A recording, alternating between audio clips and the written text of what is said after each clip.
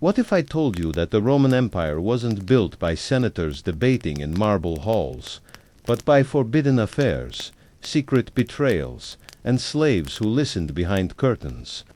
Forget what you learned in school, because the real history of Rome isn't about dates or battles. It's about scandal, lust, and backroom deals that make modern politics look like child's play. Sit today. We're going to wake up sleeping history and reveal the side of ancient Rome that textbooks never dared to mention. This is the story of slaves who held the empire's darkest secrets, of senators who ruled the republic by day but surrendered to desire by night, and of a world where power wasn't just bought with gold, it was traded in whispers behind locked doors. If you love history that's raw, shocking, and dangerously real, you're in the right place. But before we dive in, make sure you subscribe to the channel and hit the bell icon, because over the next 20 parts, we'll expose the most scandalous affairs, political betrayals, and bedroom conspiracies that rocked Rome to its core. Ready? Let's begin. Rome, 62 BCE. The eternal city shimmered under the pale moon, her streets buzzing quietly with whispers and footsteps that didn't make it into the official scrolls. While senators publicly debated taxes, wars, and justice, the true decisions, the ones that changed the course of empires, happened after dark, in villas drenched in perfume and shadow. Behind every curtain, a slave waited silently, pouring wine, adjusting cushions, pretending not to hear the confessions of the elite. But not all slaves kept their ears closed. Some, like Felix, were listening. Felix was born in Sicily, captured, during one of Rome's countless conquests, and sold into the service of Lucius Calpurnius, a powerful senator with a taste for control and a weakness for secrets. Lucius didn't just buy slaves. He collected them like chess pieces, positioning each for maximum advantage. Felix was his most valuable piece, not for his strength or beauty, but for his mind. Lucius trained him to be invisible but alert, to memorize the whispers that other men thought were private, to become a living archive of Rome's filthiest secrets. No scroll could hold what Felix carried in his memory: the affairs, the betrayals, the illicit deals traded between sweaty bodies in silk-draped chambers. On the night this story begins, Lucius sat in his private study, staring into a goblet of dark wine, while his fingers tapped nervously against a marble table. His rival, Marcus Crispus, had just proposed a law in the Senate that would cut into Lucius's powerland reforms, restrictions on property, rules that sounded noble but would, in truth, drain the pockets of Rome's wealthiest men. Lucius could fight it publicly, but he preferred quieter methods. He summoned Felix, his most trusted slave, into the room. "I need you to listen tonight," Lucius said, his voice soft but sharp as a blade. Felix bowed, his eyes steady, his mind already calculating. Lucius didn't need to explain further. When he said listen, he meant infiltrate. He meant to find a weakness. And Felix knew exactly where to look. Marcus Crispus was known for his loud speeches about morality, but Rome's loudest voices often hid the darkest secrets. Felix slipped through the city's alleys, moving like a shadow among the torchlit villas, knowing which servants to bribe, which doors to slip through. Slaves like Felix shared a secret world beneath Rome's patrician class, a world of whispers, exchanged favors, and silent alliances. It wasn't long before Felix stood behind the velvet curtain of Marcus Crispus's private chamber, heart, steady breath, controlled, ears wide open. What he saw behind that curtain would shift the balance of power in Rome. Marcus Crispus was in bed, but not alone. The woman beside him was Antonia, his own brother's wife, her body draped in gold-threaded sheets, pressed close to Crispus as they laughed in the dim candlelight. They whispered not just about love, but about politics. Crispus bragged that his Senate reforms would crush Lucius and reshape Rome, that he had bribed 10 senators to vote his way. Antonia kissed him and giggled, promising him more than just political victory if he succeeded. Felix memorized every word. His mind was a vault, and this secret was now locked inside. Felix returned to Lucius before the first light of dawn. The senator awaited him in the study, eyes sharp with expectation. Felix recounted the scene in cold, precise detail. Every phrase, every gesture, every breathless laugh between the lovers became part of his report. Lucius listened, his lips curling into a smile not of joy but of strategy. "So the virtuous Marcus Crispus has a taste for forbidden fruit," he whispered, "and now, so do we." This wasn't just gossip. In Rome, adultery with a brother's wife wasn't a scandal, it was political suicide. Laws like the Lex Julia de Adulterius punished such sins with exile, sometimes worse.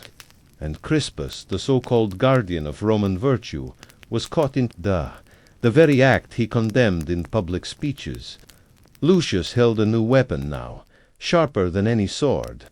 Days later, a sealed scroll reached Marcus Crispus.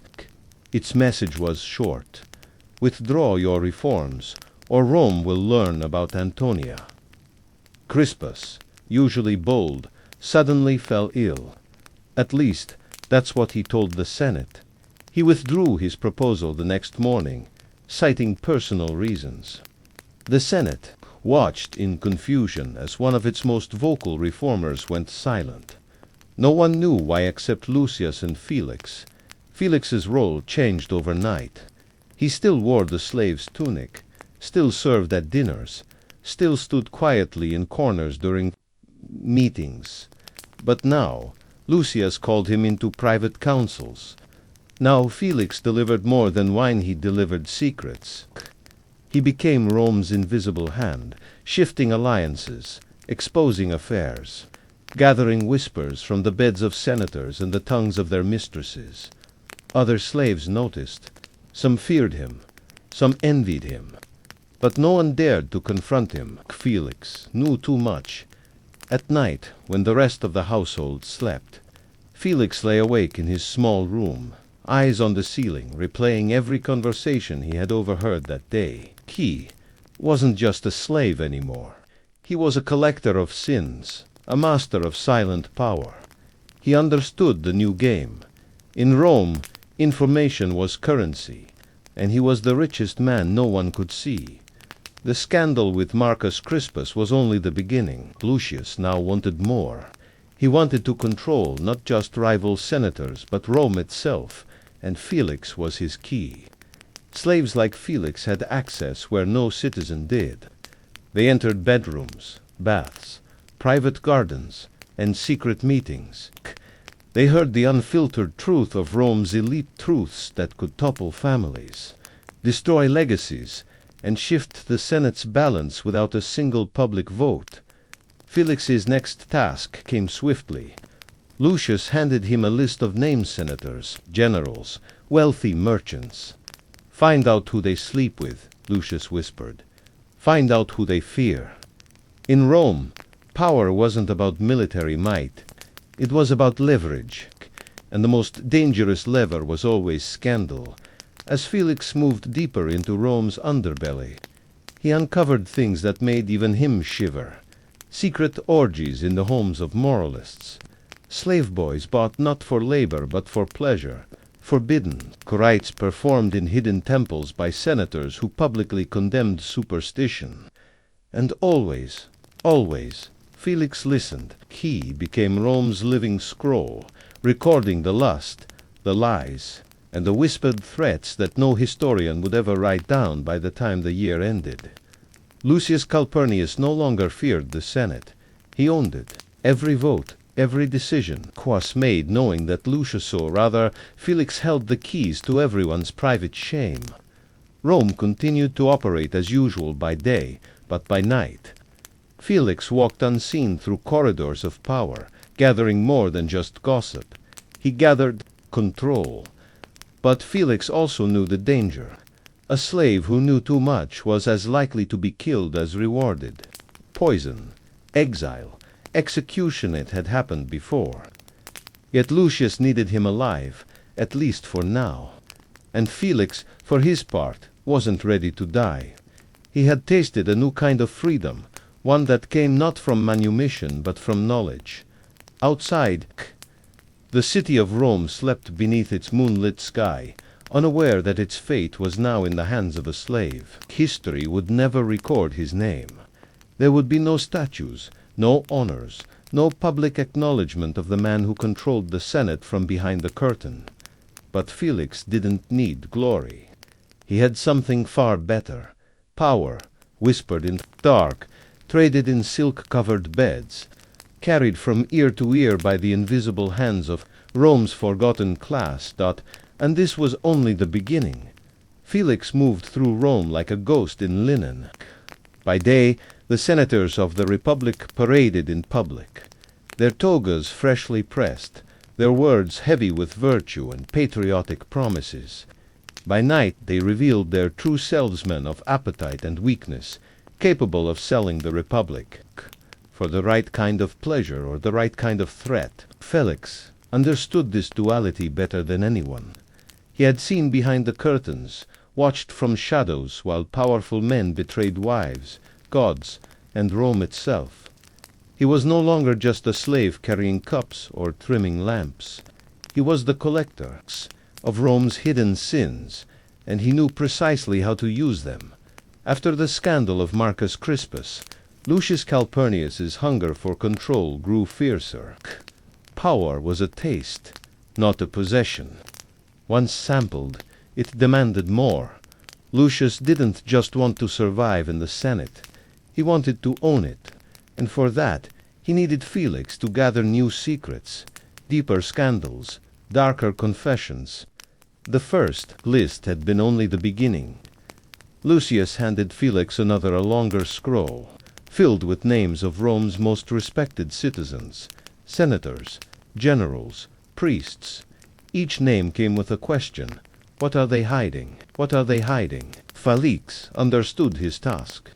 He slipped into the labyrinthine web of Rome's underbelly, a world where slaves traded whispers like merchants traded spices. The baths were the easiest place to start. Roman baths were not just for washing. They were for politics, seduction, and schemes. Men of power relaxed there, speaking freely while slaves massaged oils into their backs. Felix used these moments, listening without appearing to listen, collecting fragments of conversations that, when stitched together, formed dangerous tapestries of truth. In the steamy heat of the baths of Agrippa, Felix learned that Senator Gaius Valerius had fallen into debt-crippling debt. He owed money to a group of Eastern merchants who had supplied him with exotic luxuries, Syrian silks, rare perfumes, and slaves with forbidden talents. Valerius was desperate, and desperation made men malleable. Lucius could use this at a private dinner. Felix overheard that Senator Quintus Fabius, known for his fiery speeches against corruption, had quietly fathered a child with a slave girl and paid to have her hidden away in the countryside. The child was now 3 years old. If that truth became public, Quintus's career would shatter like glass under a Roman sandal. Lucius would use that too, but the most dangerous discovery came not from the Senate, but from the Vestal Temple itself. Felix had a contact there, a fellow slave named Livia, whose position as handmaid to a Vestal virgin gave her access to secrets no man was supposed to hear. One evening, beneath the cloisters of the temple, Livia whispered to Felix that the highest priestess, Vergilia, had broken her sacred vow of chastity. Her lover, a powerful general, newly returned from Hispania, with ambitions far beyond the battlefield. If exposed, Vergilia would face death by burial alive, punishment so brutal it made even hardened senators flinch. The general would face disgrace, but perhaps he would kill to prevent that. Felix now held the fate of both religion and military in his pocket. Felix returned to Lucius each night like a merchant bringing exotic wares from the east. But instead of spices or gold, he brought sins, he reported, each secret plainly, without emotion, his voice cold and steady. Lucius listened, his lips pursed in thought, occasionally smiling at the richness of his collection. These weren't just stories, they were weapons. Rome was a city, call of laws, but those laws bent easily when held against a man's personal shame. Lucius began using the information immediately. To Gaius Valerius he offered quiet financial help in exchange for loyalty in the Senate. To Quintus Fabius he whispered hints of the hidden child, and suddenly Fabius became Lucius's most obedient ally, the Vestal Virgin's secret. However, Lucius kept close, knowing it was too powerful to spend quickly. Some secrets were like rare wines. They grew more potent with time. Meanwhile, Felix's role expanded beyond anything he had imagined when he first arrived in Rome as a captured Sicilian boy. He no longer swept floors or fetched scrolls. He was present at every private meeting, his silence more valuable than gold. His mere presence in a room made men nervous, for they knew somehow, instinctively, that Felix saw more than he should. But no one dared to challenge him. To accuse Felix was to admit that he had seen something shameful. And in Rome, appearances were everything. Felix became more careful, more calculating. He developed a network of fellow slaves, using favors and promises to build a lattice of information that stretched from the Palatine Hill to the Subura slums. He paid kitchen boys for whispers, seduced handmaids for secrets, and made deals with doormen who knew which senators visited which homes at forbidden hours. No corner of Rome was beyond his reach. He moved like breath through the city, unseen but felt, but power came with danger. Felix knew that his position was precarious. A single mistake, a single whispered rumor in the wrong ear, and he could vanished, thrown off the Tarpeian rock or strangled quietly in his sleep. Lucius trusted him, but trust in Rome was as thin as papyrus. Still, Felix accepted the risk. The alternative was worse. To return to being just a slave, unnoticed and unimportant. One evening, Felix witnessed something that made even his seasoned heart race. He was at a villa belonging to Senator Decimus Ahenobarbus, another name on Lucius's list. There, behind a thin wall, Felix overheard Decimus conspiring with a group of foreign merchants not just to evade taxes, but to sell Roman military plans to Parthian agents. Treason, high treason, a crime punishable by crucifixion, no matter how high one's status. Felix knew at once that this secret was explosive. If Lucius used it wisely, he could destroy Decimus or own him completely. When Felix reported the treason to Lucius, the senator's eyes gleamed. "This," he whispered, "is better than gold." But Lucius chose not to expose Decimus immediately. Instead, he summoned the senator to a private meeting, alone, no witnesses. What was said in that room remained between Lucius Decimus, but when Decimus emerged, he was pale, trembling, his tunic damp with sweat. From that day forward, Decimus voted however Lucius wished. He became, effectively, a puppet. Felix observed all of this with calm detachment. He was no longer shocked by betrayal or sin. In fact, he began to expect it. The nobler the man in public, the darker his shadows in private. Rome was built on such duality. Senators gave speeches about honor while committing adultery. Generals talked of duty while plotting coups. Priests preached virtue while taking lovers in secret. And Felix, the slave, stood at the center of it, cold sometimes. In quiet moments, Felix wondered what his life might have been if Rome had never conquered his homeland. Would he have grown olives in Sicily, married a village girl, raised children in peace? But Rome had other plans for him. He had been carved into something new, a man who wore chains on his wrists but held power in his mind. At night Felix dreamed, of his growing influence. He imagined pulling strings, watching senators dance like puppets on threads he had spun from their own sins. He knew the day would come when Lucius himself might become vulnerable. When that day came, Felix would have to decide whether to remain loyal to his master or use his knowledge to become something more than a slave. For now, he continued his work, weaving his silent web tighter around Rome's elite. Each secret he collected made him more indispensable, but also more dangerous. He had become a paradox, a man with no legal power who controlled the powerful. Rome was changing beneath its marble surface, and no one knew it yet.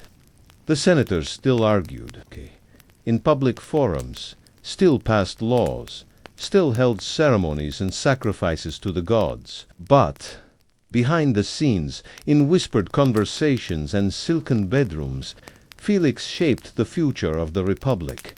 And somewhere in the depths of his mind, Felix knew the truth. When history finally remembered Rome, it would forget him.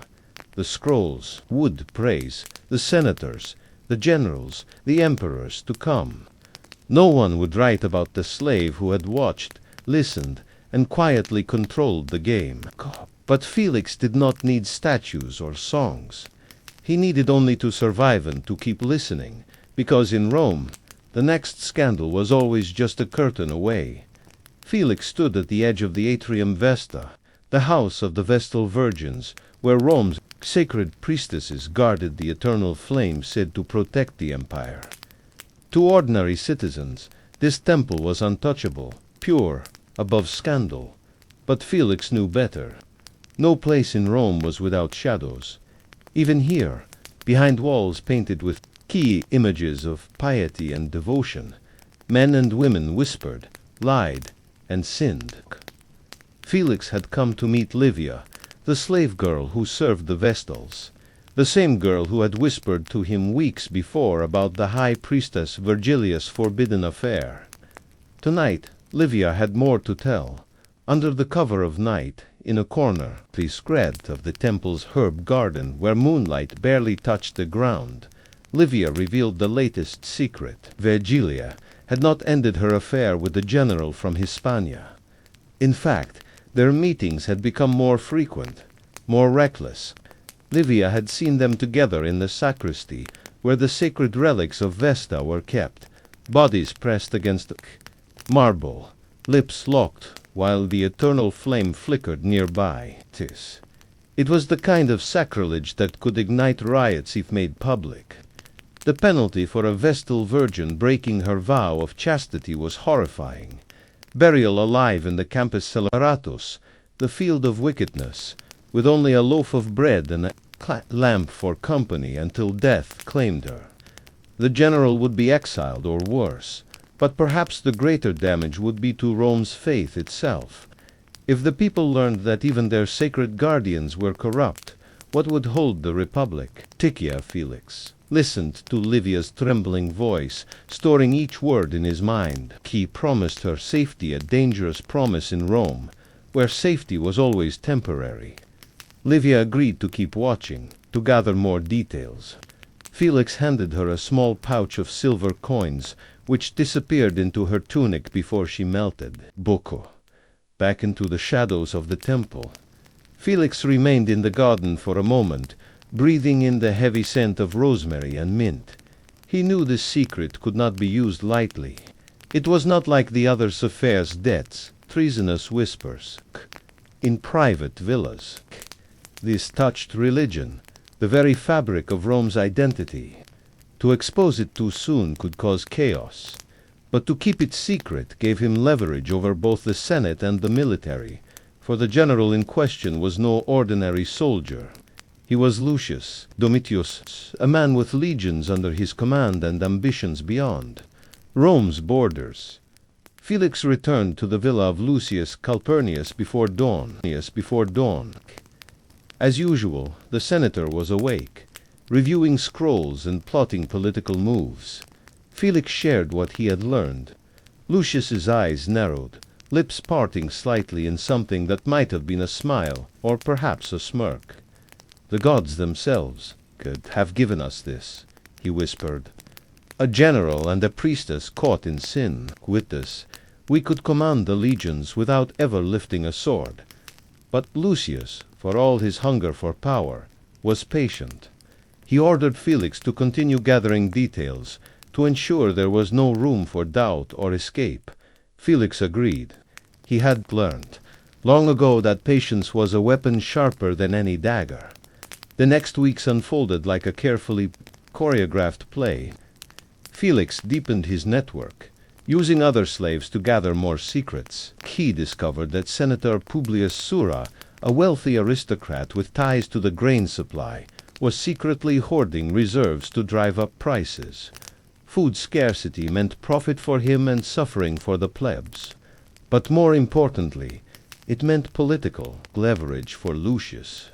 Felix watched as Lucius arranged private meetings with Sura, never mentioning the grain directly, but always leaving hints that he knew. Soon Sura became an obedient supporter of Lucius's policies, voting as instructed, defending Lucius's allies in public forums. Felix realized that Rome's Senate was no longer a place of debate but a theater of puppets, and Lucius was holding most of the strings. One night, while moving through the Subura, the city's poorest districts, Felix overheard a different kind of secret, one not on Lucius's list. A group of freedmen, former slaves, now wealthy merchants, were plotting to fund the private militia.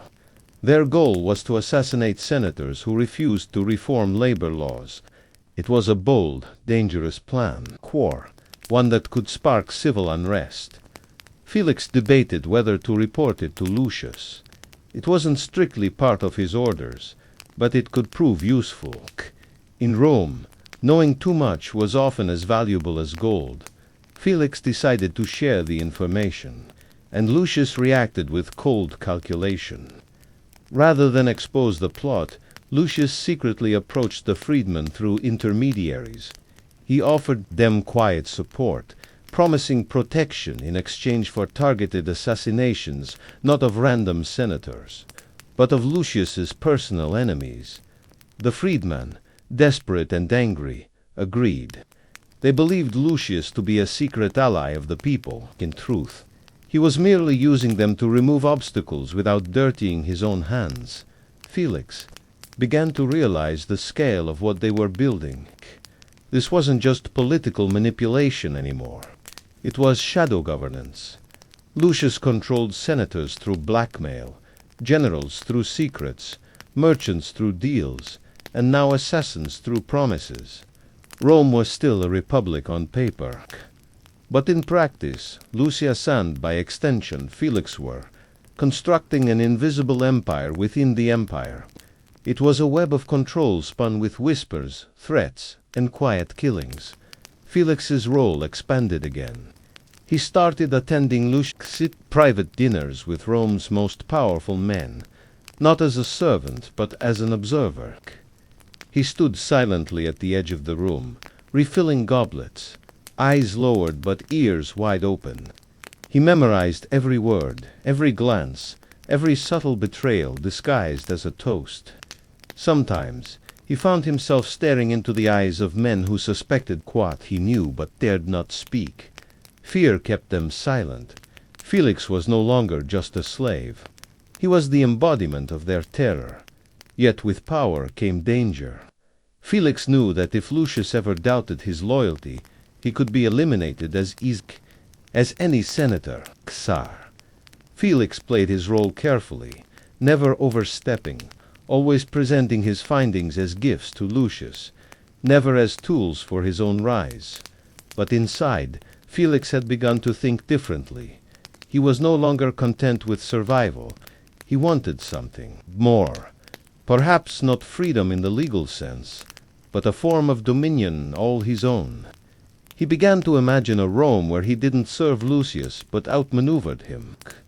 It was a dangerous thought, but once planted, it grew. One evening, Felix received a secret message from Livia Vergilia. The Vestal Virgin had become pregnant. The general had promised to help her flee Rome before the signs became obvious. But Livia had intercepted letters detailing the plan. They intended to escape under the cover of the festival of Saturnalia, when social roles were reversed and chaos reigned. It was the perfect time for a disappearance, and if they succeeded, the scandal would remain buried. But if they failed, it could bring down not just the priestess and the general, but shake Rome's religious foundations. Felix weighed his options. He could tell Lucius immediately, and use the information to tighten their grip on both the military and the religious hierarchy. Or he could wait, perhaps even manipulate the escape plan himself, turning it into a trap that would expose more players involved. Secrets were useful, but timed revelations were more powerful. Felix chose to wait. He instructed Livia to gather every letter, every detail, but not to intervene. He wanted to see how the pieces moved before deciding where to strike. Meanwhile, Rome teetered on the edge of unrest. Food shortages caused by Publius Sura's hoarding strained the city's poor. The assassinations arranged by the freedman had begun. 2 senators killed in the street, both enemies of Lucius. Officially, the city mourned. Privately, Lucius celebrated. His rivals were disappearing, and no one could trace it back to him. Felix's world grew darker but more thrilling. He walked through Rome knowing that almost every man of power feared something he had overheard. He had memorized the layout of secret bedrooms, the schedules of midnight meetings, the names of slaves who delivered poison in private villas. He was Rome's shadow archivist, the silent chronicler of its moral decay. No marble statue would ever bear his name. But he was carving his own history into the city's flesh as the festival of Saturnalia approached. Felix prepared for the next move. The city would descend into chaos, for a weak masters would serve slaves. Slaves would drink at their masters' tables. Masks would be worn, identities blurred. It was the perfect cover for more than just forbidden parties. It was the perfect time for manipulation, blackmail, and secret disappearances. Felix stood on the balcony of Lucius's villa, watching the city prepare for its annual madness. Below, slaves hung garlands and citizens laughed in the streets, unaware that behind their celebrations, Rome's future was being quietly rewritten. Felix tightened his cloak around his shoulders, the cold wind brushing his face. He thought of Livia, of the pregnant Vestal Virgin, of the freedmen plotting more assassinations, of the senators who now voted in fear, and of Lucius who believed himself to be the master of it all.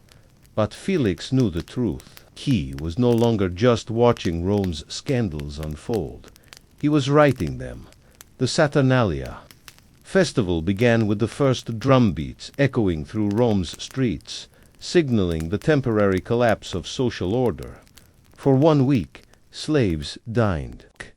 At the tables of their masters, senators wore the caps of freedmen, and drunken revelry blurred the lines between power and servitude. Masks covered faces, wine blurred judgment, and for 7 nights, Rome pretended that everyone was equal. But Felix knew better. Beneath the laughter, the chaos, and the festive clatter of wooden dice rolling across marble floors, the real power plays continued. In fact, they accelerated. Felix moved through the masked crowds with calculated ease. He had no need to disguise, care himself. Slaves were invisible by default, even during Saturnalia. He listened to conversations that would have been guarded in any other week. Men and women confessed secrets under the influence of too much Falernian wine, believing the festivals. Glycine gave them immunity. Felix collected their words like a merchant collects rare spices carefully, precisely, knowing the value of each one. In the backrooms of elite villas, he overheard senators bragging about affairs they had hidden for years. Some spoke of plans to betray allies once the festival ended, assuming their whispered plots would vanish with the passing of Saturnalia. One senator, flushed and red-eyed, confessed to hiring assassins to kill a political rival never, realizing that the man he was describing had already been eliminated weeks earlier by the very same freedman that Lucius now secretly controlled. Felix noted every detail, every careless word.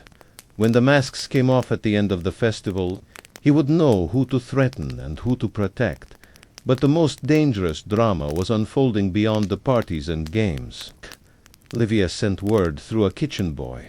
The Vestal Virgin Virgilia and the General Lucius Domitius planned to escape that night. The streets, clogged with revelers, provided perfect cover. Disguised in slave clothing, the two lovers would slip away through the city gates, aided by a network of bribed guards and sympathetic priests. Felix had to act quickly. He left the senator's party where he had been eavesdropping and made his way to the temple quarters, navigating alleys and back doors known only to Rome's servants in the temple's rear courtyard. Beneath garlands of laurel and torchlight, Felix intercepted the escape. He caught Virgilia and Domitius just before they reached the passage that led to the Palatine Hills' secret exits. His voice was soft, his face unreadable. "You cannot leave," he whispered. Domitius reached for the hilt of a dagger beneath his cloak, but Felix showed no fear. He reminded them that he knew everything, the pregnancy, the meetings, the letters. He promised no harm would come to them if they followed his instructions instead of fleeing. If they tried to run, he would expose them before they reached the city gates. The general hesitated, but Virgilia, pale and desperate, convinced him to listen. Felix's terms were simple. The affair would remain a secret, but from this night forward, both Virgilia and Domitius would serve Lucius Calpurnius's interests. Without question, Domitius would secure military support for Lucius's political moves, and Virgilia would sway the religious elite to back Lucius's agendas.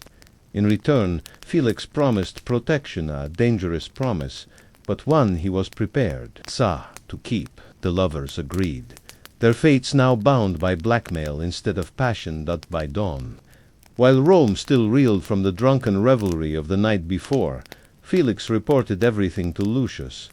The senator was pleased, his ambitions swelling. "We control the Senate, the army, and now the temples," he whispered, pouring wine into a cup but not drinking it. He was savoring the taste of power more than the drink itself. "With this, Felix, we are no longer playing the game. We own the board." Felix, watched him carefully, knowing that "we" in Lucius's mouth often meant "I." Still, he kept silent. His role was to serve for now. But deep inside, Felix was beginning to construct his own version of the board, one where he was not merely a piece, but the unseen hand moving all others. In the days that followed, Lucius used his new control over the military and religious classes to force through policies in the Senate. Laws were passed to protect his estates from taxation. Judges were appointed who owed him favors. Senators who opposed him found their private sins threatened with exposure and quickly changed their votes. The grain hoarding orchestrated by Publius Sura continued, but now with Lucius's quiet approval. It was a controlled scarcity, a weaponized shortage designed to manipulate the plebs into dependency. Felix's network of informants grew even more complex. He now employed scribes who copied letters between senators and their mistresses, doormen who tracked who visited whom during the late hours, and even street performers who listened while entertaining drunken nobles. Rome was not just a city of marble and columns. It was a city of whispers, and Felix had turned it into his personal archive. One night, during a private feast at Lucius's villa, Felix discovered a new threat. A young senator named Aulus Gabinius, known for his charm and boldness, had begun to suspect the invisible hand guiding Rome's affairs. Felix overheard Gabinius drunkenly complaining to a companion that someone behind the curtains was pulling the strings. Someone not elected, someone unseen. Gabinius vowed to uncover the truth.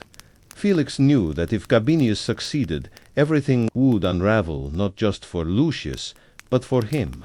He could not allow that. Felix reported this to Lucius, who dismissed Gabinius's suspicions with a wave of his hand. "Let the boy speak," Lucius said.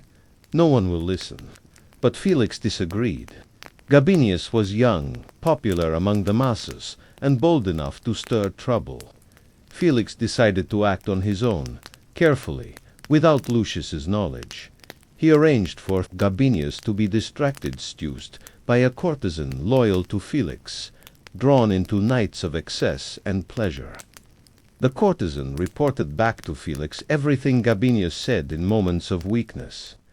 Over time, Gabinius's suspicions faded beneath the weight of wine, lust, and carefully planted rumors that led him to chase shadows in the wrong direction.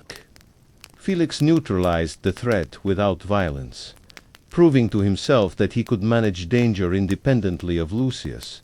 But Felix also began keeping a second set of notes records of Lucius's own scenes, his deals, his weaknesses. He stored them secretly in wax tablets hidden beneath a false floor in his sleeping quarters. Insurance, he told himself. Rome was a dangerous place. Masters turned on slaves as easily as they turned on fellow senators. If the day ever came when Lucius suspected Felix of overreaching, Felix would need protection. And in Rome, protection meant leverage. Felix's personal power continued to grow, though outwardly he remained humble, silent, invisible. He learned to manipulate not just facts but emotions, to play on fear, greed, desire, and shame like a lyre beneath his fingers. He whispered suggestions into the ears of other slaves, who then whispered to their masters, planting ideas that seemed like their own. He watched political rivalries flare and cool, knowing he had fanned the flames or poured the water. At night, Felix would sometimes stand alone in Lucius's library, staring at the scrolls filled with Roman history, wars, conquests, names of great men carved into eternity. He wondered how many of those stories were lies, how many were shaped not by senators or generals but by unseen figures like himself. He realized that all history was manipulated by those who controlled the narrative. And now he was the narrator. During the closing days of Saturnalia, a minor scandal erupted in the Senate. A senator was caught with a gladiator lover, a forbidden relationship that would cost him his seat if made public. Felix had orchestrated the discovery.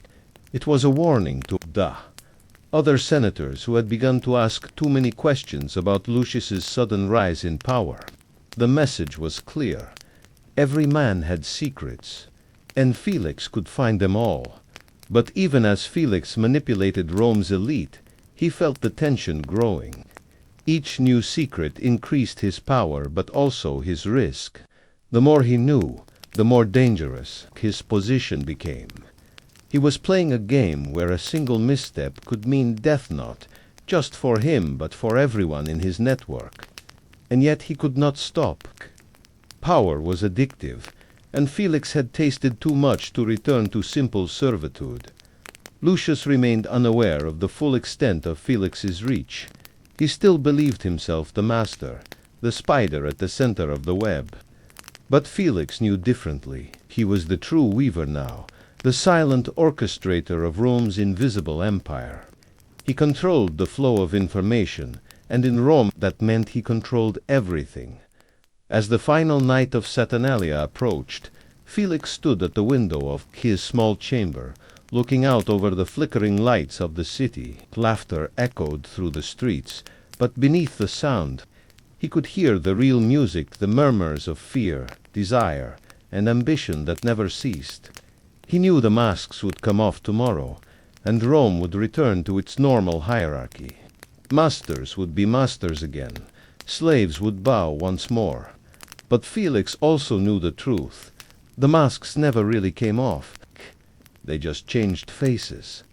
Felix tightened his grip on the wax tablets hidden beneath the floor. He thought of Lucius, of the Senate, of the generals, the priests, the freedmen assassins. He thought of Vergilia and Domitius, still trapped in his invisible chains.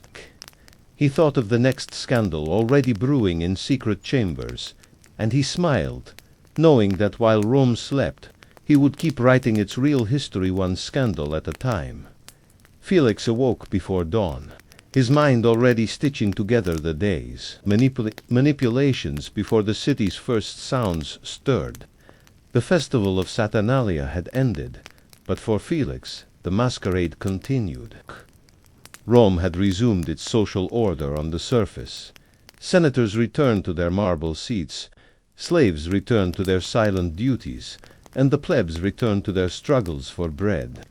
Yet beneath that thin crust of normality, the real Rome seethed with the same passions, betrayals, and fears that had never gone away, came in the dimness of his chamber. Felix unwrapped the wax tablets he had hidden beneath the floorboards, reviewing the coded notes he had recorded in secret. Each name, each deed, each whispered confession was preserved like a weapon sharpened daily. These were not just secrets anymore. They were leverage, currency, a map of invisible control lines stretching across the city. Lucius Calpurnius believed he held the reins of Rome's power, but Felix knew better. He had become the archivist, gift of Rome's sleeping history, the man who knew where each senator's soft spot lay. Treason, adultery, forbidden cult rituals, financial corruption, he had catalogued them all. The Senate passed laws in public, but in private, those laws bent to Felix's unseen hand. He had arranged for grain prices to fluctuate according to Lucius's needs, ensured assassins struck at just the right moments, and manipulated religious pronouncements to serve political goals. But control breeds hunger, and Felix now craved more than silent influence. He wanted true dominion not over Rome's slaves, but over its rulers. A new opportunity presented itself through whispers from the east. News arrived that King Mithridates' envoys had secretly entered Rome under false names, meeting with wealthy senators eager to profit from a renewed war in Asia Minor. Rome's generals bled provinces for wealth, but many senators quietly enriched themselves through deals with Rome's enemies. Felix uncovered this through a slave named Bato, who served wine at one of these clandestine meetings and owed Felix his life after Felix once covered for him in a theft accusation. Bato described the scene in detail: senators reclining on ivory, couches, hands greasy from roasted dormice, discussing secret trade agreements with foreign agents in between bites of honeyed figs. Felix recorded the names: Decimus, Silenus, Cornelius Dolabella, and Marcus Piso prominent. All corrupt, all now vulnerable to exposure. Felix delivered the information to Lucius, who immediately grasped its potential. But Felix had his own plan. Rather than threaten these senators with public disgrace, he suggested something more subtle: use their fear to manipulate foreign policy itself. By controlling the men who secretly profited from Rome's enemies, they could steer the Senate's decisions on war and peace, expanding not just personal power but shaping the empire's future borders. Lucius agreed, impressed by Felix's cunning, yet unaware that Felix was already weaving a side channel of influence directly through the network of foreign contacts. Felix began sending coded messages to Mithridates' envoys through trusted intermediaries. He offered them insider knowledge of Roman politics in exchange for specific demands that Lucius could fulfill in the Senate, making it appear as though Rome's strategies were its own invention, when in fact they were Felix's orchestrations. For the first time, Felix was not just manipulating Rome's leaders, he was manipulating Rome's enemies, setting himself at the center of a web that spanned continents. Meanwhile, inside the city, tensions brewed between the plebs and the patricians. The grain shortages continued. Fueled by Lucius's quiet partnership with Publius Sura, bread lines stretched through the streets. and riots sparked near the forum. The assassinations orchestrated by the freedmen had slowed, but not stopped. Felix maintained just enough violence to keep Rome unstable, while ensuring that Lucius appeared as the stabilizing force, the senator who could save the Republic from collapse. Public opinion shifted in Lucius's favor, but the masses had no idea they were being manipulated by a slave in the background. One evening, Felix attended a secret gathering in the home of a wealthy courtesan named Clodia, who operated a salon where Rem's elite mingled with poets, philosophers, and spies. Clodia herself was a master manipulator, her beauty matched only by her sharp intellect. She noticed Felix immediately not as a common slave, but as someone different. She invited him to sit near her couch, a breach of protocol that made the colored guests uneasy. Felix accepted, knowing this was a test. Clodia whispered to him over wine, asking questions with double meanings, probing his knowledge of Rome's hidden networks. Felix played along, revealing just enough to intrigue her, but not enough to betray his deeper plans. That night, Felix realized Clodia was both a threat and an opportunity. She controlled a separate network of informants, one focused on the personal scandals of Rome's most powerful men, who they loved, who they feared, who they wished dead. Felix proposed an alliance. Clodia, always hungry for power disguised as pleasure, agreed. They shared information, each feeding the other just enough to maintain mutual dependence. Through Clodia, Felix gained access to the private lives of Rome's equestrian class, the wealthy merchants and financiers who held Rome's economy in their hands. It was a new layer of control, and Felix embraced it. Yet danger always lurked at the edges of his expanding empire. A slave named Naso, once part of Felix's network, had been caught speaking carelessly to the wrong ears. He was arrested by the city guards, tortured, and sentenced to death by crucifixion. Felix arranged for Naso's execution to be swift and merciful, a rare kindness in Rome. But he also ensured that Naso's death sent a message. Discretion was survival. Betrayal, even accidental, was fatal. Felix's web stretched further. He now had contacts inside the military camps on the outskirts of the city, slaves who served the generals during their nightly feasts. He learned of troop movements, supply shortages, and which commanders secretly gambled away military funds in brothels. He fed this information to Lucius in pieces, careful never to reveal the full extent of his reach. He wanted Lucius dependent on him, but ignorant of how far his influence actually extended at the same time. Felix cultivated friendships with scribes in the Senate, men who copied official documents and kept records of senatorial debates. These scribes, poorly paid and easily bribed, provided Felix with drafts of upcoming laws before they were announced. He used this knowledge to adjust his strategies, to leak rumors that shifted public opinion, to arrange for certain senators to accidentally miss key votes while drunk or detained by conveniently timed scandals. Felix understood that Rome's laws were written by senators, but Rome's fate was written by the men who controlled those senators' fears. And no one controlled more of those fears than he did, but control came at a cost. Felix's nights grew restless.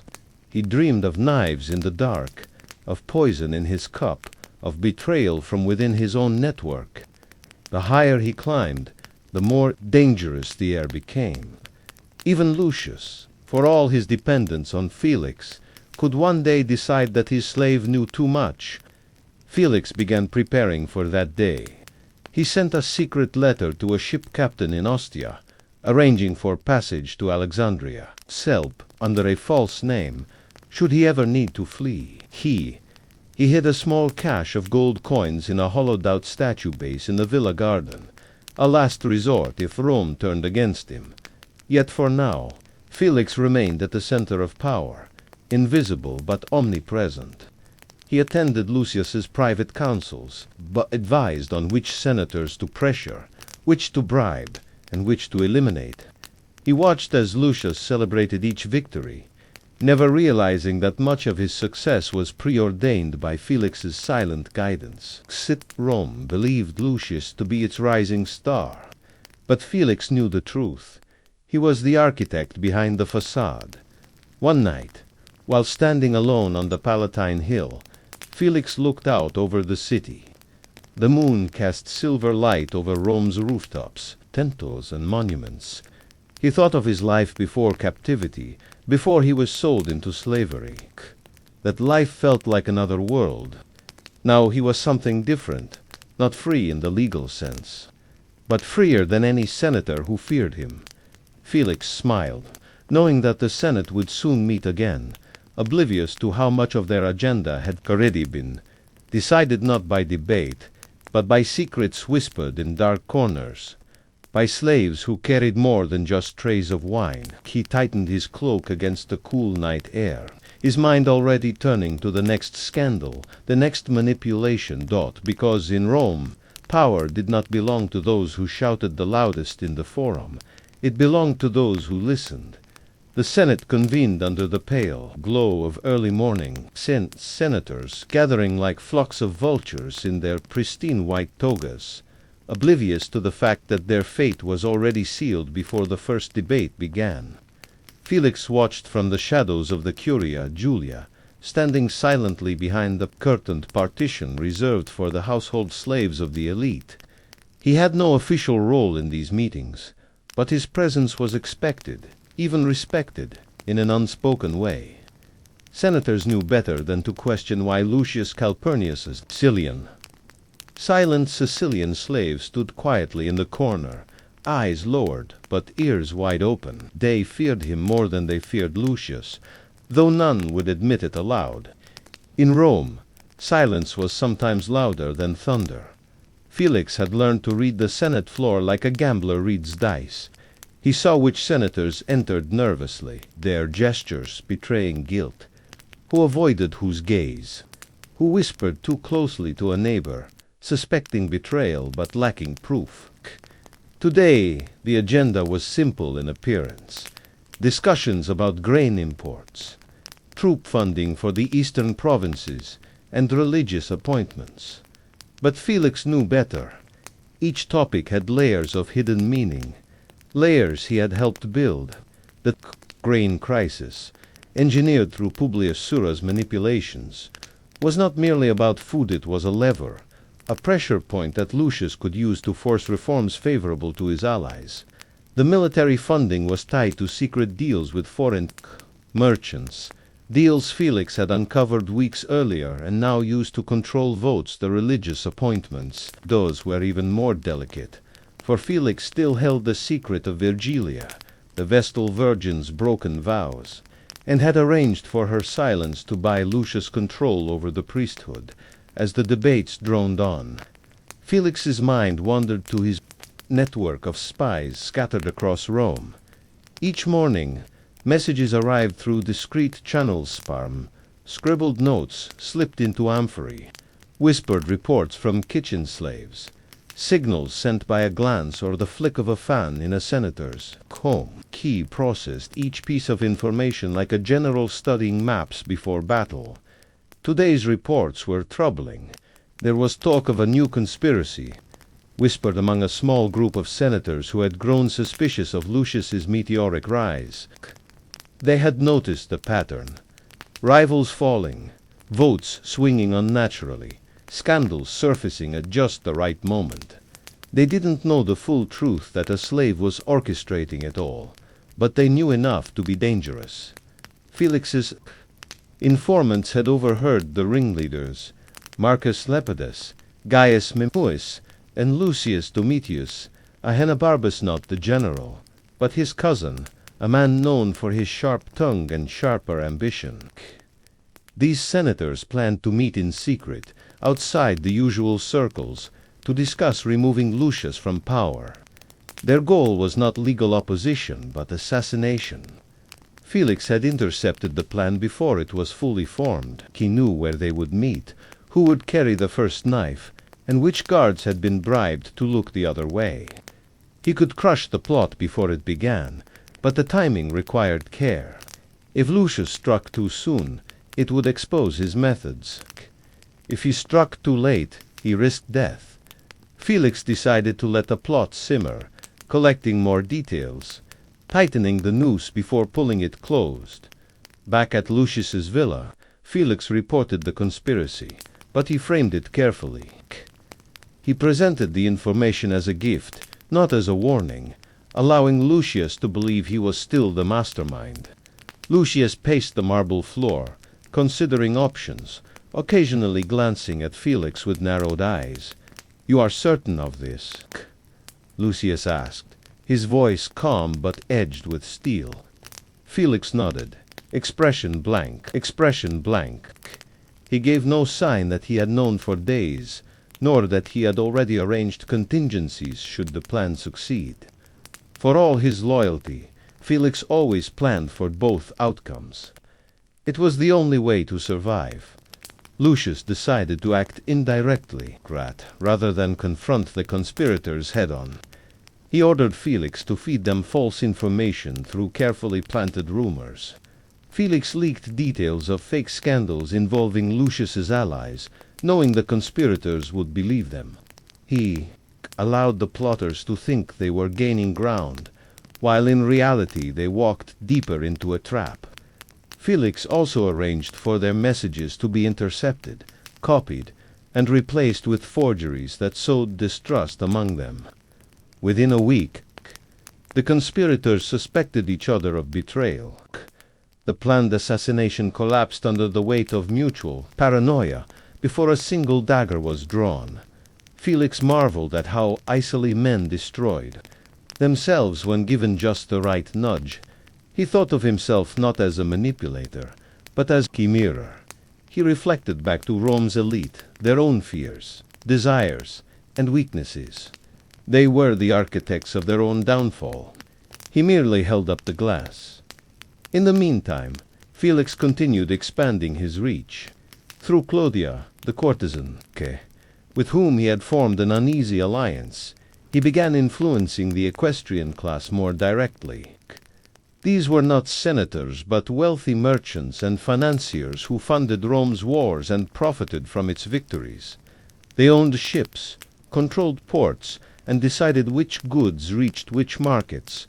Felix learned that several of them, including a man named Lucullus Junius, were quietly funding pirate fleets in Cilicia, skimming profits from both sides of Rome's anti-piracy campaigns. He did not immediately inform Lucius of this discovery. Instead, he visited Lucullus personally, revealing his knowledge in a private meeting under the guise of friendly conversation. Lucullus was terrified. He assumed Felix spoke on Lucius's orders, but Felix carefully framed the discussion as a personal initiative. "Consider me a friend," Felix whispered, his voice soft but firm. "I'm offering you a chance to remain safe. Keep funding the pirates, if you wish, but from now on, you'll pay me a share. Think of it as insurance."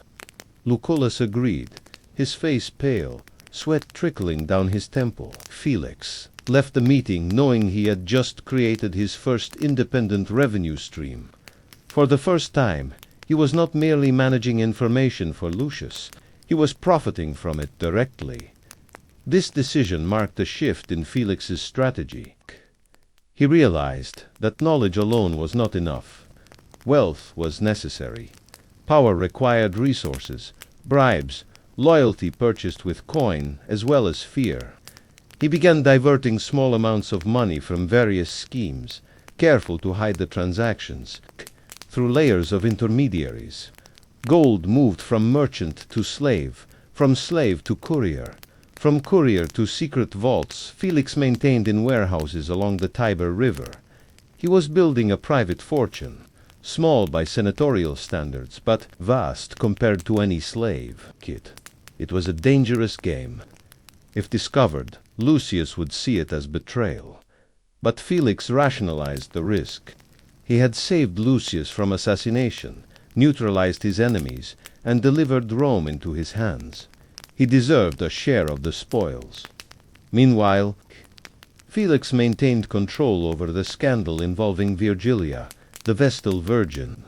She had given birth in secret, her child hidden with a trusted wet nurse in a villa outside Rome.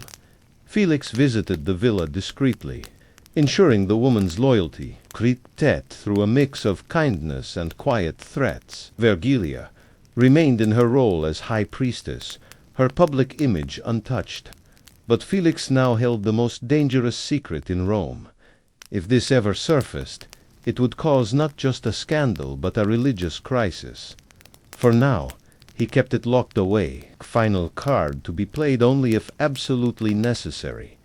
Felix's nights were filled with calculations, his mind a tangle of debts owed, favors granted, threats promised. He barely slept. The line between survival and disaster grew thinner with each new manipulation. But he could not stop. He was addicted to the game, to the feeling of invisible power slipping through his fingers like silk. He no longer thought romantic of himself as a slave. He was something else now, a broker of Rome's corruption, the silent ruler of its darkest corners. One evening, while standing on the balcony of Lucius's villa, Felix watched the city below. Torches flickered in the streets, laughter echoed from distant taverns, and the moon hung low over the rooftops. He thought of the senators sleeping in their beds, oblivious to the fact that their destinies had been decided hours earlier in whispered conversations and secret exchanges. He thought of the generals preparing for campaigns that would enrich Lucius and himself, but bleed thousands of Roman lives. He thought of the priests performing rituals that meant nothing, for the gods were no longer in charge of Rome. A soft knock interrupted his thoughts. A courier handed him a scroll, sealed with wax bearing the mark of Claudia. Inside was a single line: "A new player has arrived." Felix's heart quickened. He knew what this meant. Someone new was entering the game. Someone unknown. Someone who might upset the balance of power he had so carefully constructed. It could be a foreign agent, a rival manipulator, perhaps even another slave rising through the shadows as he had. Felix's grip on the scroll tightened. Rome was never still. New threats always emerged, and only the most ruthless survived. He returned to his chamber, unrolling fresh wax tablets to prepare for the next phase of the game. His mind raced, considering every possibility. Whoever the new player was, they would soon learn what Rome already knew, in this city of marble and blood. No secret stayed hidden from Felix. And in the dark, beneath the soft scratching of his stylus, the next scandal began to take shape. Felix spent the next day in restless calculation, pacing the polished stone floors of Lucius's villa while servants scurried about, oblivious to the storm brewing in his mind. The message from Claudia haunted him. A new player has arrived. In Rome, that could mean many things a foreign diplomat, with unknown intentions, a senator's bastard son returning from exile, a wealthy merchant with the means to buy influence. But Claudia's warnings were never casual. She chose her words with surgical precision, and Felix knew that this new player was someone dangerous enough to shift the invisible balance of power he had spent months building. He reviewed his networks, recent reports, searching for signs of a newcomer in the city's political underbelly, but nothing obvious appeared. The streets still hummed with their usual blend of whispers and deceit. The Senate still passed its meaningless motions under Lucius's guidance, and the temples continued their hollow rituals while Felix's agents listened in silence. Yet, somewhere beneath the surface, a new hand was moving at midnight. Felix met Claudia in her private chambers, a risk but a necessary one. Her villa was a spider's nest of whispered rumors and illicit dealings.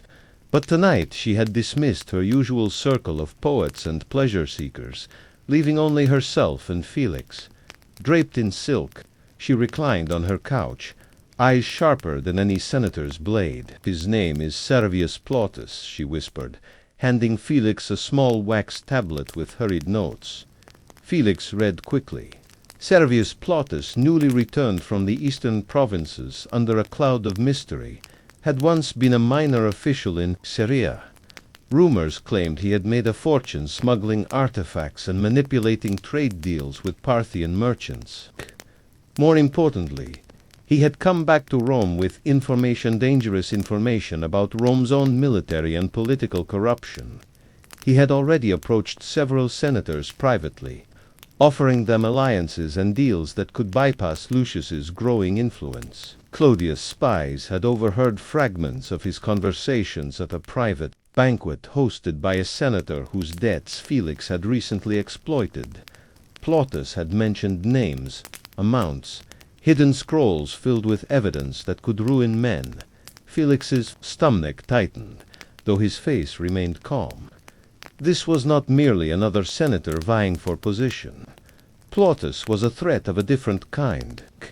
He was a man from the margins of Rome's empire, a man who had lived among foreign courts and learned the art of silent control, much like Felix himself. The difference was that Plautus had no chains on his wrists, no master above him. He was a free citizen, perhaps even backed by foreign gold. And he had entered Rome's political landscape without permission, without paying the usual tolls of allegiance. Felix realized he was looking at a mirror image of his own strategy, but Plautus had chosen to play openly, while Felix remained in the shadows. That made him unpredictable. Felix returned to Lucius's villa before dawn, his mind racing. He considered telling Lucius about Plautus immediately, but decided against it.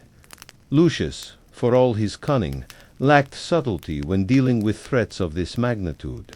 He would try to crush Plautus publicly, perhaps have him assassinated too soon, exposing cracks in the system Felix had so carefully constructed.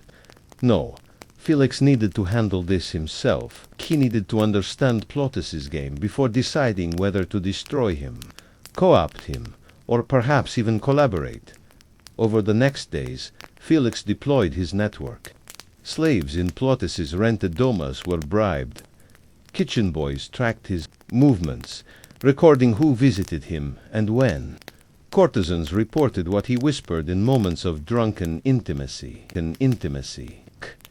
Felix learned that Plautus had met with 3 senators already: Decimus Silenus, Gaius Memmius, the same conspirator Felix had neutralized weeks before, Andolus Gabinius, the young senator Felix had once distracted with women and wine. Somehow Plautus had rekindled Gabinius's suspicions. Worse, he had provided them with scrolls, not just rumors containing records of bribes, paid to military officials in Syria, and receipts linking Rome's generals to secret Parthian deals. If these documents reached the public, the Senate could crumble in scandal. More importantly, Lucius's control over Rome's military appointments would face scrutiny, and that could unravel everything. Felix decided to meet Plautus directly. He arranged for the encounter through an intermediary, merchant named Cestius, who owed Felix several favors after being saved from a debt scandal months earlier. Cestius delivered the message in code. Plautus was invited to a private dinner at Clodia's villa under the pretense of discussing eastern trade routes. Plautus accepted. The night of the meeting, Felix prepared carefully. He wore a plain tunic, no jewelry, no signs of wealth or power. He wanted Plautus to see him as a shadow, not a rival at least not yet. Clodia hosted the event but stepped aside once Plautus arrived, leaving Felix alone with the man in a quiet corner of her perfumed chambers. Plautus was younger than Felix expected, no more than with sharp eyes and the kind of confidence that came from surviving both the battlefield and the Senate. They spoke in guarded phrases at first, trading compliments like gladiators testing each other's defenses. But soon the conversation sharpened. "I know who you are," Plautus whispered, his tone almost playful. "Not your name, of course. Slaves don't get names that matter in Rome, but I know what you do." Felix's face betrayed nothing. "And what is it you think I do?" "You control Lucius Calpurnius," Plautus said simply, sipping his wine. "You've turned Rome into your own game board. Impressive, but I'm here to reset the pieces." Felix considered his response carefully. He could deny everything, but that would be foolish. He could threaten Plautus, but that might escalate too soon. Instead, he leaned forward slightly, lowering his voice. "Resetting the board, Felix, murmured, is a dangerous move when you don't know where all the pieces are." Plautus smiled but said nothing. His silence confirmed that he understood the game and that he wasn't afraid to play it. They parted with polite words. But Felix knew the lines were drawn. This was not a man he could bribe easily, nor blackmail. With common scandals, Plautus had lived in the East, where men learned to survive in courts filled with poisoners and spies. He was, in many ways, a reflection of Felix's own path, and that made him the most dangerous opponent yet. Back at the villa, Felix pondered his next move. He could arrange for Plautus to disappear a staged robbery, perhaps, or a poison slipped into wine. But that carried risks. Plautus had already made copies of his scrolls and hidden them, probably with people Felix had not yet identified. Killing him might trigger their release, causing exactly the scandal Felix wished to avoid. No, elimination was not the answer. At least, not yet. Instead, Felix decided to dismantle Plautus's alliances. He began by corrupting the senators Plautus had approached, using his usual methods: threats, reminders of past sins, careful leaks, to the right ears. He isolated Plautus, making it clear to his potential allies that siding with him would mean ruin. Within a week, Decimus Silanus withdrew from Plautus's circle, citing illness. Gaius Memmius publicly denounced foreign interference in Roman affairs, though privately he begged Felix for protection. Aulus Gabinius, ever the reckless one, continued, meeting with Plautus in secret, but Felix knew he would be the easiest to break later. Felix also planted rumors in the market stalls and among the city's gossiping slaves. Stories spread that Plautus had returned from the East not as a hero, but as a traitor, carrying Parthian gold in exchange for Roman secrets. Merchants whispered this in bathhouses, gladiators repeated it in training yards, and soon even common citizens began to wonder if Plautus was Rome's enemy. His reputation began to wither before he could establish his base. Yet Felix remained cautious. Plautus was no fool. He responded by tightening his own network.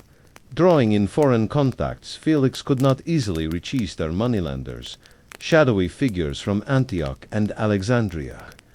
The two of them danced around each other, like rival kings on a chessboard. Neither could fully see that Felix had one advantage. Plautus did not. Rome's slave class, the city's invisible underworld of servants, doormen, cooks, and concubines belonged to him. Through them, he gathered whispers Plautus could not. One night, Felix learned a critical detail. Plautus had arranged for the remaining scrolls, the damning evidence of senatorial corruption, to be stored in the Temple of Bellona, hidden beneath a sacred altar where no Roman dared to look. But Plautus had used a slave, a boy named Dramo, to deliver the documents to the temple priests. Dramo was now in Felix's hands. Felix visited Dramo personally, not to torture or threaten, but to offer something more powerful.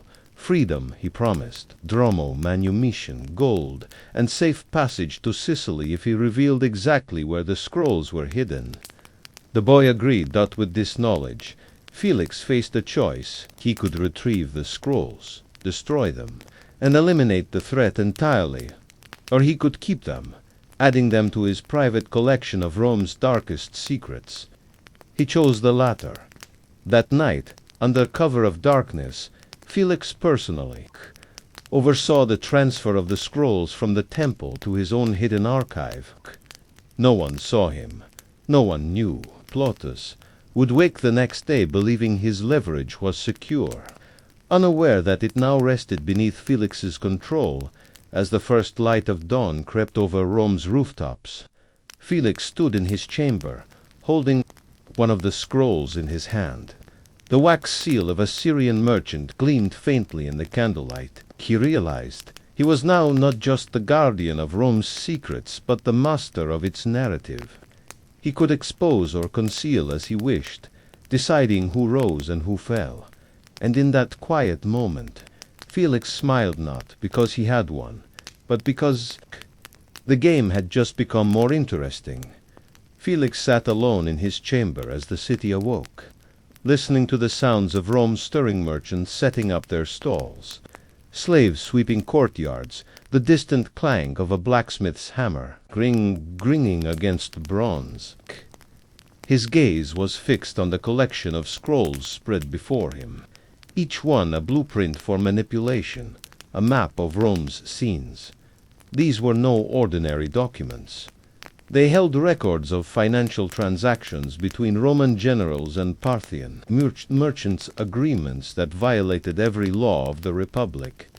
They exposed senators who had sold Rome's military positions in exchange for personal enrichment, generals who had diverted legionary pay to fund private estates, and merchants who had laundered foreign gold through Roman temples.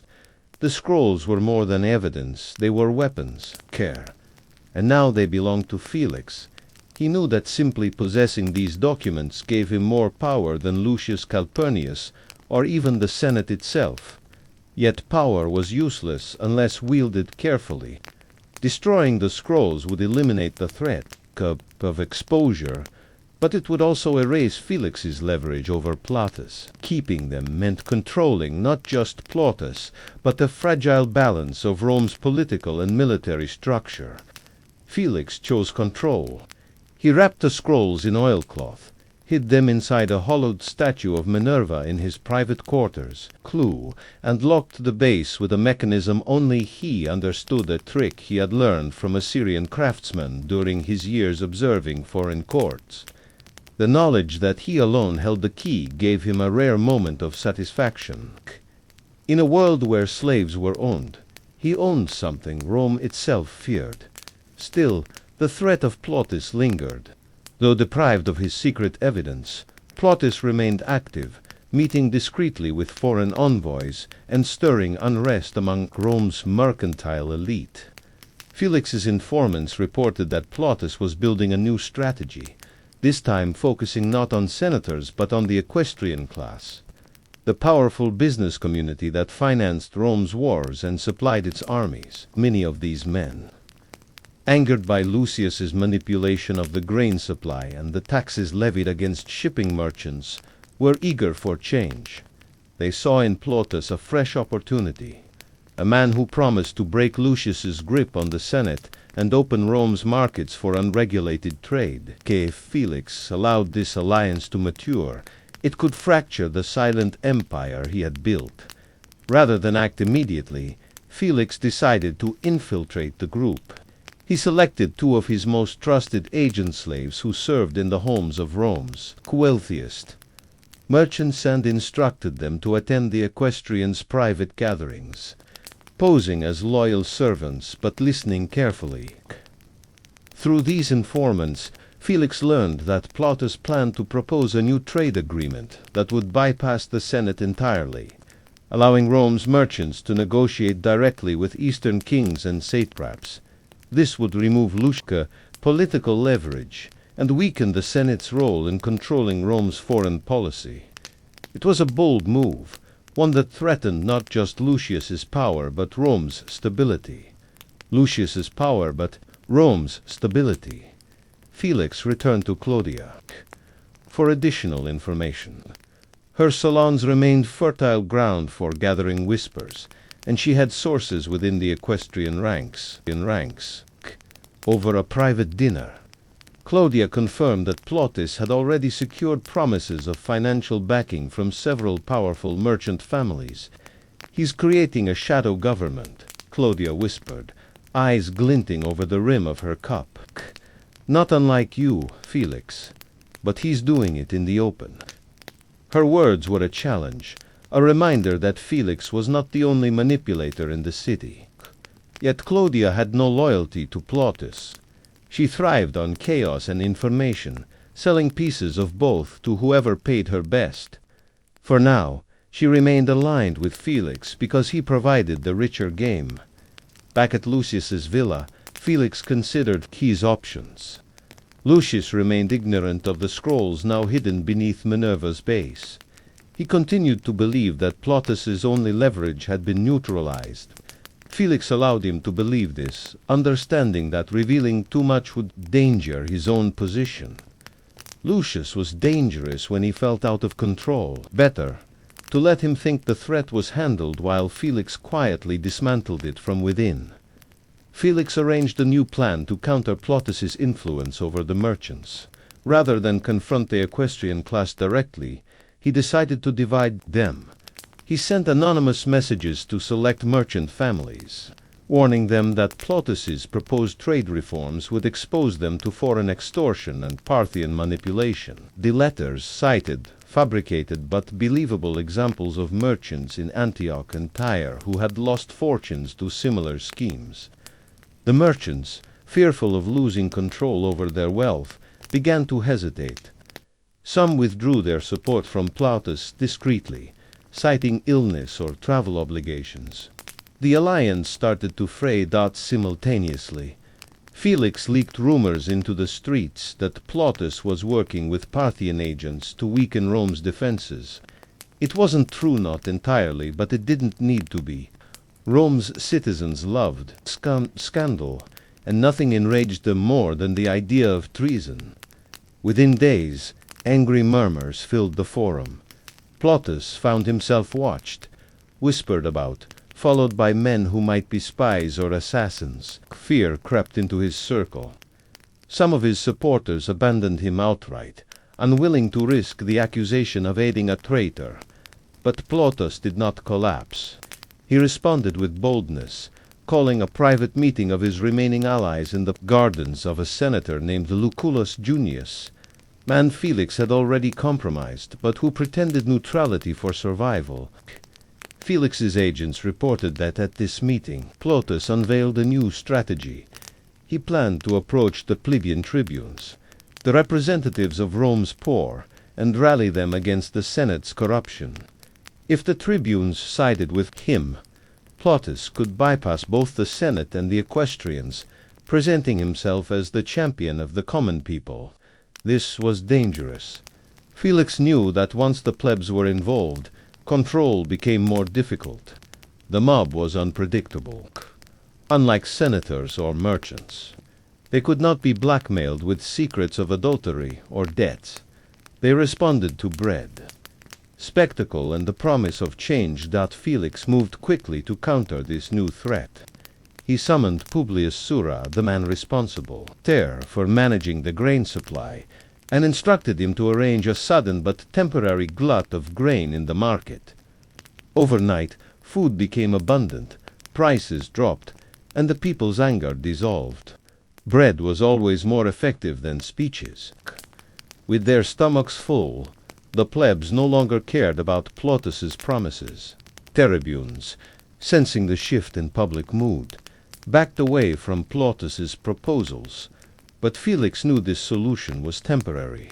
Plautus remained a threat because he represented something deeper, a new kind of political player, one who operated outside the traditional structures of Rome's elite.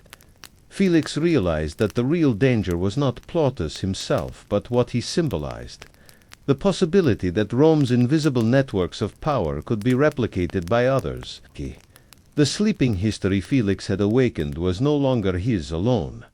Late one night, Felix met secretly with Plautus again. This time not at Claudia's villa, but in a small garden behind the temple of Janus, where few ventured after dark. The two men spoke in low tones, each aware of the other's power. Felix proposed a truce. "We don't have to be enemies," he whispered. "There's room for both of us in Rome's future." Plotus listened. His eyes narrowed. "You want partnership?" he asked. "Or do you simply want to control me the way you control Lucius?" Felix said nothing, allowing the silence to carry his answer. Plotus considered, then smiled coldly. "I admire you, Felix, but I didn't come back to Rome to serve another master." With that, he left, his cloak vanishing into the shadows. Felix stood alone in the garden, knowing the game was not over. Plotus would continue pushing, perhaps more recklessly now. But Felix held the scrolls. He held the grain. He held the ears of Rome's slaves, the tongues of its courtesans, the pens of its scribes. Still, something gnawed at him, the sense that control, once gained, was never permanent. It was a living thing, constantly slipping, shifting, requiring new strategies and new risks. Returning to his chamber, Felix unwrapped the scrolls once more, studying their seals, their inked betrayals. He thought of Lucius, of Clodia, of the generals who still believed they ruled Rome. He thought of the plebs, momentarily pacified but always restless. And he thought of Plotus. Moving through the city like a storm cloud gathering weight, Felix tightened the knot on the oilcloth wrapping, and whispered to himself in the flickering candlelight, "This is Rome now." And as the first sounds of morning echoed through the streets, he prepared for the next scandal.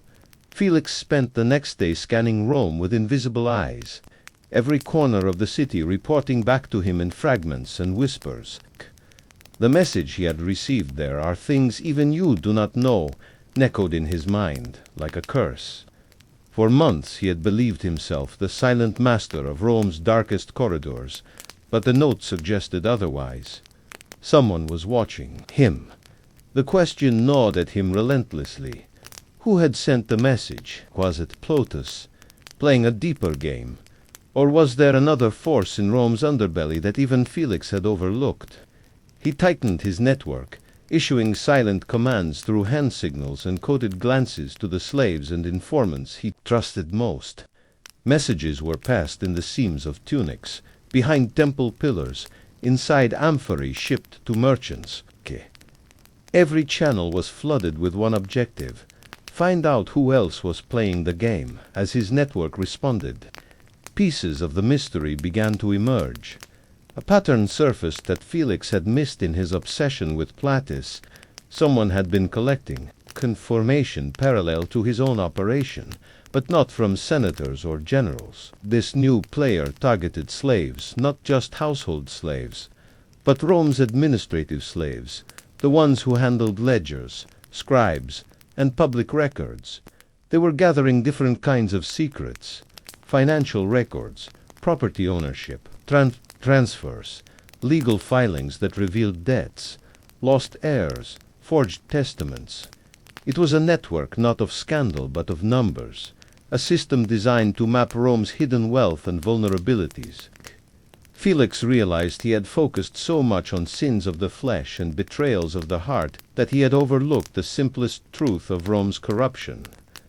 Moneydot, the new player's method, was brilliant in its simplicity.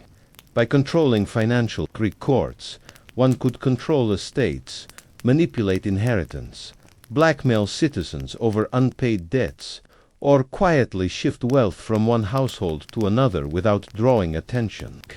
It was a different game from Felix's, but no less powerful.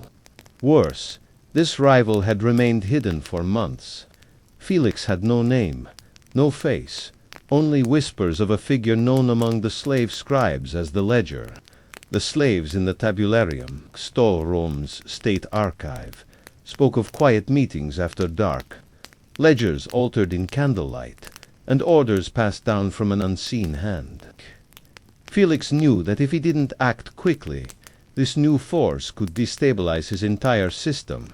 He met with Clodia again, this time in the depths of her private garden, surrounded by perfumed air and soft silks that did nothing to calm his mind. "Clodia, listened to his concerns, her eyes narrowing as he described the rival network. "Information is like water," she murmured. "It always finds new channels. You thought you owned the river, but someone built a well." Her words irritated Felix, not because they were untrue, but because they echoed his own unspoken fears. Claudia offered to help, but at a price. She wanted access to Felix's private files, the collection of wax tablets and coded scrolls he kept locked beneath the Minerva statue. He refused, knowing that if he shared those secrets, he would no longer control the game. Claudia smiled, understanding his silence. But she warned him that keeping everything for himself would eventually make him blind to the world around him. Felix left the meeting knowing he had no choice but to find the ledger and dismantle their operation before it became too late. His first step was to infiltrate the tabularium.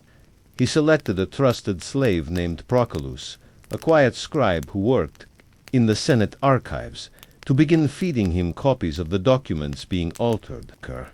Within days, Felix uncovered forged entries in property, ledgers estates transferred to names that did not exist, debts erased from records overnight, false heirs registered to dying aristocrats. It was a system of silent theft, and whoever controlled it could rewrite Rome's ownership map with a stylus and ink. Felix traced the forgeries to a specific office clerk named Malleolus, a middle-aged freedman who supervised the scribe's asterisk. Felix arranged a private meeting with Malleolus in a bathhouse outside the city walls, a neutral ground where neither man would be overheard. The meeting confirmed Felix's suspicions. Malleolus confessed not out of fear, but because he believed Felix already knew everything. The ledger was real, and Malleolus served them, but he refused to reveal their identity. He spoke of the ledger in cryptic terms, describing them as a force, not a person. "They see the numbers of Rome," Malleolus whispered beneath the steam of the baths. "They own the debts, they own the receipts. They own the paper trails no one notices." Felix pressed for more, but Malleolus would not break further. Felix considered killing him, but a corpse would solve nothing. Instead, he let Malleolus live, placing spies to watch his every move, hoping to follow him back to the ledgers. Source. At the same time, Felix faced another problem. Lucius Calpurnius had grown restless. The senator, emboldened by his recent victories, demanded more.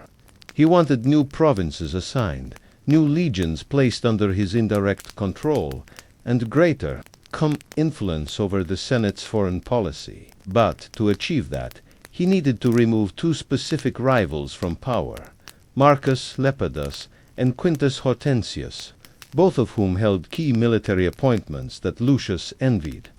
Lucius proposed outright assassination, but Felix counseled patience. Killing senators so close to the heart of military command could trigger a crisis, perhaps even civil war.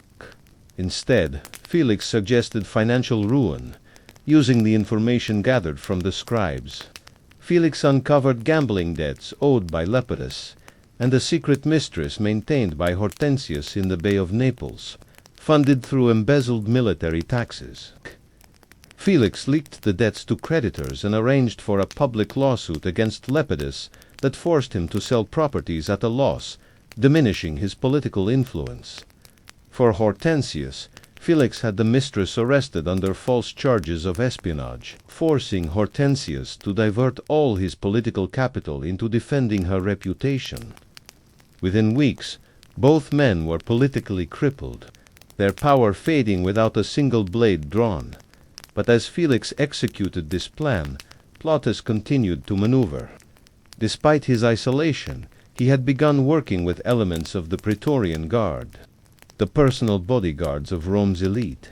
Felix learned through one of his spies, a slave embedded in the guard's barracks, that Plautus was offering bribes for protection, possibly even positioning himself to make a play for military backing, in case his political strategies failed.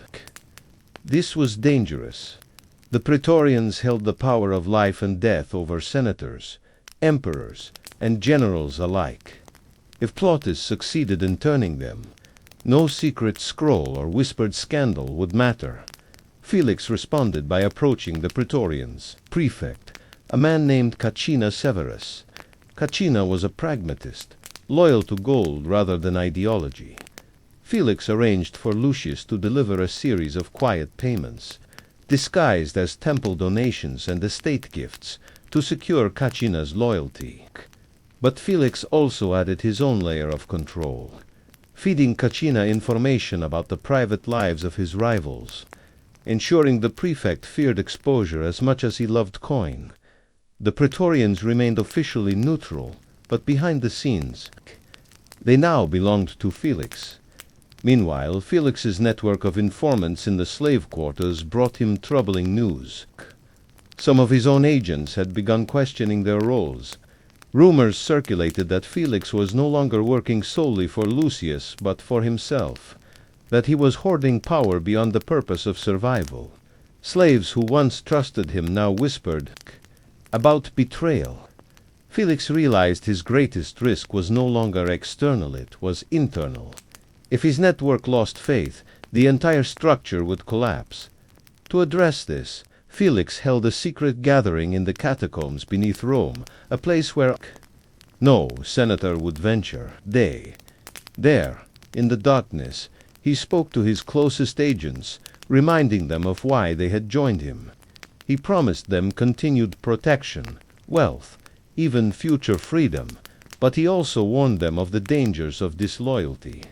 He spoke not as a master, but as a survivor, a slave like them who had risen only because he had dared to listen while others slept. His words rekindled their loyalty, at least for now. But Felix's new trust was like Rome's walls, constantly in need of repair. As he returned to his chamber that night, Felix found a new message waiting for him. It was carved into a piece of ivory rather than written on papyrus, a rare and deliberate choice. The message was simple. I know about the scrolls. No signature, no seal, just those 5 words. Felix's pulse quickened. Samon had discovered his private archive collection of scandalous documents he had hidden beneath Minerva's statue. Whether it was Plautus, the ledger, or someone else entirely, he could not yet say. But the warning was clear. The walls were closing in. He locked his door, lit a single lamp, and unsealed the statue's base. Unwrapping the scrolls with shaking hands, they were all still there. The ink remained sharp, the seals unbroken. Yet, the message implied that someone had seen beyond the surface. Someone knew what was hidden beneath his careful facade. Felix realized that he was no longer just manipulating. Rome he was being manipulated in return, and as he sat alone in the candlelight, scanning the city's silhouette through the window, he whispered the truth no senator would ever admit in Rome. Power was not about who ruled, it was about who knew. Felix did not sleep the night the ivory message arrived. He sat upright on the edge of his narrow bed, the cold stone of his chamber pressing against his back as his eyes scanned the shadows for threats that might not yet have taken shape. He replayed every step of his recent moves, every order given, every scroll locked away, searching for the gap, the mistake that had allowed someone to reach so close to his core. The warning was not a bluff. Whoever had sent the ivory plaque knew of the archive hidden beneath the Minerva statue. That fact alone shattered Felix's illusion of total control. For the first time since he had taken over Rome's invisible empire, he realized someone else had penetrated his perimeter. By morning, Felix summoned his most trusted informants, gathering them in secret before the day's business began.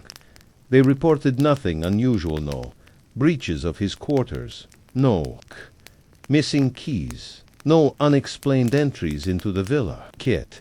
The message had arrived, hand-delivered by a courier none of them recognized. Felix asked for descriptions, but the details were vague. A plain-faced boy, perhaps 12 or 13, had delivered the ivory piece, then vanished into the crowd. No one had seen where he came from, or where he went afterward. Felix dismissed his informants without punishment. Fear would only loosen their tongues to the wrong ears. Instead, he promised bonuses. Manumission documents filed quietly in the archives for later retrieval. Rewards that kept them loyal. At least for now. Felix spent the rest of the day examining the scrolls in his secret archive, looking for signs of tampering. The seals were intact. The wax remained firm beneath his fingers. The strings were tied precisely as he had left them. Yet the message proved that someone knew.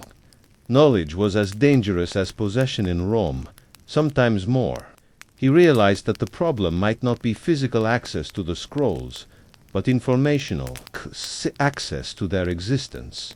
Someone had mapped his strategy. Someone had seen the pattern of his power. Was it Plautus still maneuvering from the shadows? Or was it the ledger, that unknown figure pulling Rome's financial strings behind the scribes' doors? Perhaps Claudia herself had betrayed him, though the thought unsettled him more than he wished to admit. Her alliances were as fluid as wine. Compret that afternoon. Felix attended a meeting with Lucius Calpurnius, who remained unaware of the crisis unfolding in the slave corridors of Rome. Lucius was focused on his latest ambition, the governorship of Syria, a post that would grant him control of legions and access to the eastern trade routes. He needed the Senate's approval, which meant manipulating the vote without appearing to do so. Lucius relied on Felix to coordinate the process, arranging dinners, discreet threats, and promises of future favors.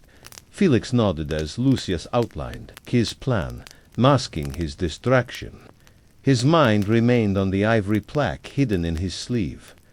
After the meeting, Felix retreated to the private quarters of the villa, where he reviewed the lists of senators aligned with Lucius. He noted which ones remained loyal, which wavered, and which needed additional pressure. Yet, as he scanned the parchment, his thoughts circled back to the ledger.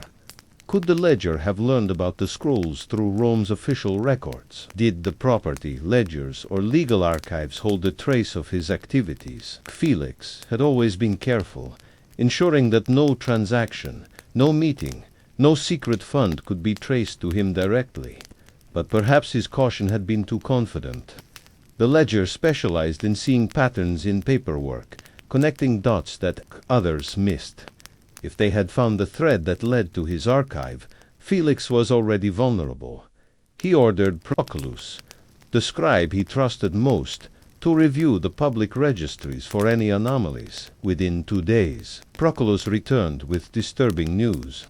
The records of Lucius's estate had been altered subtly, not enough to alarm Lucius himself, but enough to suggest that someone had inserted false entries into the property ledgers. The alterations hinted at a transaction that never happened, the transfer of a small parcel of land on the outskirts of Rome, registered under the name of a fictitious owner. More troubling was the fact that the transfer document listed Felix as the intermediary. Using a pseudonym he sometimes employed in secret dealings, Cassius Silenus, a name that no one else should have known.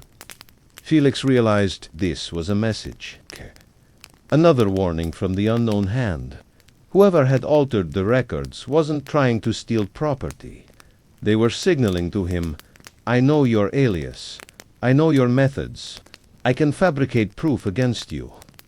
In Rome, such a false record was as deadly as a real one. If Lucius discovered that his slave was secretly managing land transactions, it could mean immediate execution.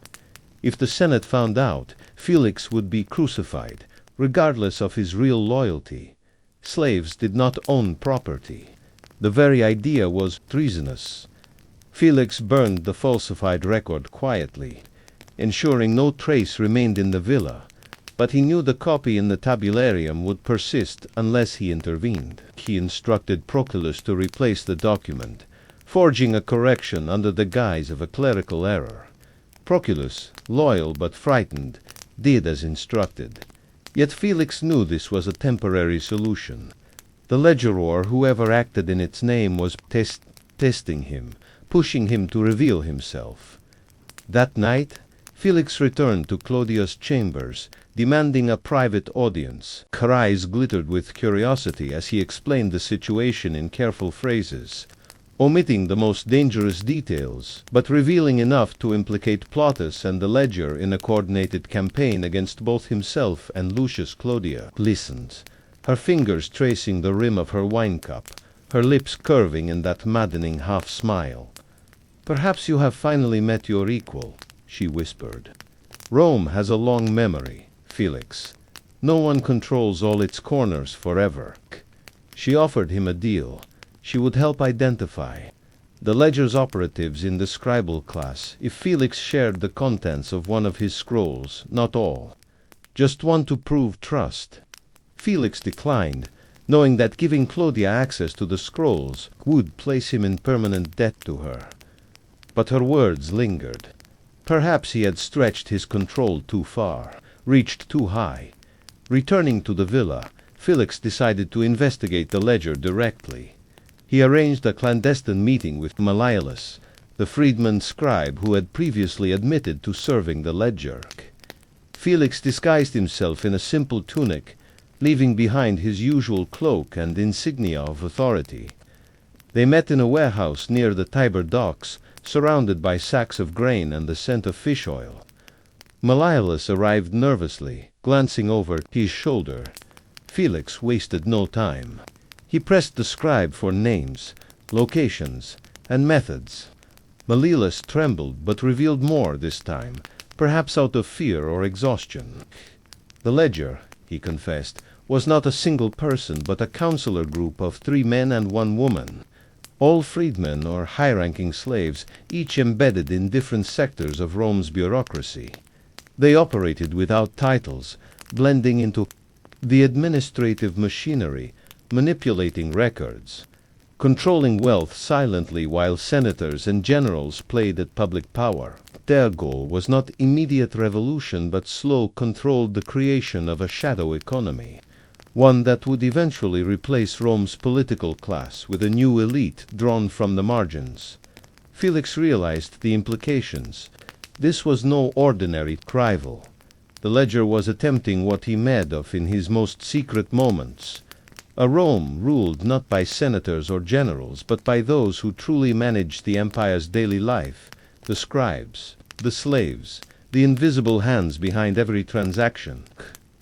Felix had always used his knowledge to steer Rome's corrupt elite. The ledger sought to replace them entirely. Malleolus gave him one more piece of information. The ledger knew about Felix because they had intercepted a message weeks ago, a misrouted courier carrying a letter from one of Felix's agents to Claudia. That letter, meant to discuss a minor affair between a senator and a merchant's wife, had contained an encoded reference to the Minerva statue. The ledger had broken the code. Felix left the warehouse with a heavy heart. He realized he had made the mistake of arrogance, assuming he was the only mind in Rome capable of long-term manipulation. Now he saw the truth. Others had learned to exploit the system. Others who had turned Rome's bureaucracy into their personal chessboard, back in his chamber. Felix unwrapped the scrolls again, but this time they felt different in his hands, not just tools of power, but ticking devices, threats that could explode at any moment if mishandled. He thought of Lucius, still asleep in his private quarters, unaware of the deeper game being played beneath his own household. Felix considered burning the entire archive, erasing the leverage that made him vulnerable. But he couldn't. The scrolls were his life, his weapon, his insurance. And yet, for the first time, Felix wondered if they were also his trap. As the city slept beneath the moon, Felix whispered to the shadows, "This is no longer about secrets, it's about survival." And with that he prepared for the next move in Rome's silent war. Felix spent the next days in a state of hypervigilance, his mind operating at the edge of exhaustion, tracking the invisible web of Rome's conspiracies with the precision of a man playing dice against the gods. He realized now that his power, vast as it was, had limits not because the senators had regained control, but because the system he had built was being replicated and twisted by other hands. The ledger was not just a rival. It was the shadow of his own strategy reflected back at him, multiplied by multiple minds working in tandem. Unlike the senators, who were distracted by public speeches and petty rivalries, the ledger's council understood the invisible empire of Rome, the world of documents, land titles, debts, and backdoor financial manipulation. They didn't need to control people through scandalous affairs or secret lovers. They could simply erase wealth or create it on parchment, shifting the Republic's assets at will. And because they operated through the mechanisms of official record-keeping, they had access to something Felix never fully controlled, the legal machinery of Rome itself. Felix knew he had to infiltrate their circle or dismantle it, but both options carried danger. The ledger's network was buried in Rome's scribal class, a world Felix had only partially mapped. He had focused too long on the senatorial class, on lust and betrayal, and had neglected the quieter world of quills and ledgers. Now, that oversight threatened to cost him everything. He issued secret orders to his informants in the tabularium, instructing them to watch for unusual activity among clerks and record-keepers. He also sent silent runners to the temples and banks, instructing his agents to review recent donations and financial records. The ledger's influence had to leave traces, even if faint. Money always left a trail, even in Rome. Within days, the reports returned. Felix learned that a series of mysterious debt cancellations had been processed quietly over the past month, clearing large sums owed by powerful merchant families to creditors aligned with Lucius Calpurnius. These cancellations were not done in Lucius's name, nor were they requested by the debtors themselves. They simply appeared in the records, as if the debts had never existed. This was not a bribe or a theft, was a reprogramming of reality, erasing obligations with a stroke of a pen. It destabilized Lucius's economic base, leaving his merchant allies suspicious and nervous. Some believed Lucius had orchestrated it to protect himself from potential accusations of extortion. Others believed an unknown force was attacking Rome's financial system from within. Either way, the chaos weakened Lucius's grip on his supporters. Felix understood the tactic immediately. The ledger was using Rome's own bureaucracy as a weapon, targeting wealth rather than individuals. They weren't blackmailing senators. Over affairs they were dissolving wealth, rearranging power silently while everyone else argued about grain supplies and foreign wars. Felix knew he had to act before Lucius noticed the pattern. If Lucius discovered that debts were vanishing without explanation, he would suspect betrayal. Felix could not afford to be seen as incompetent or complicit.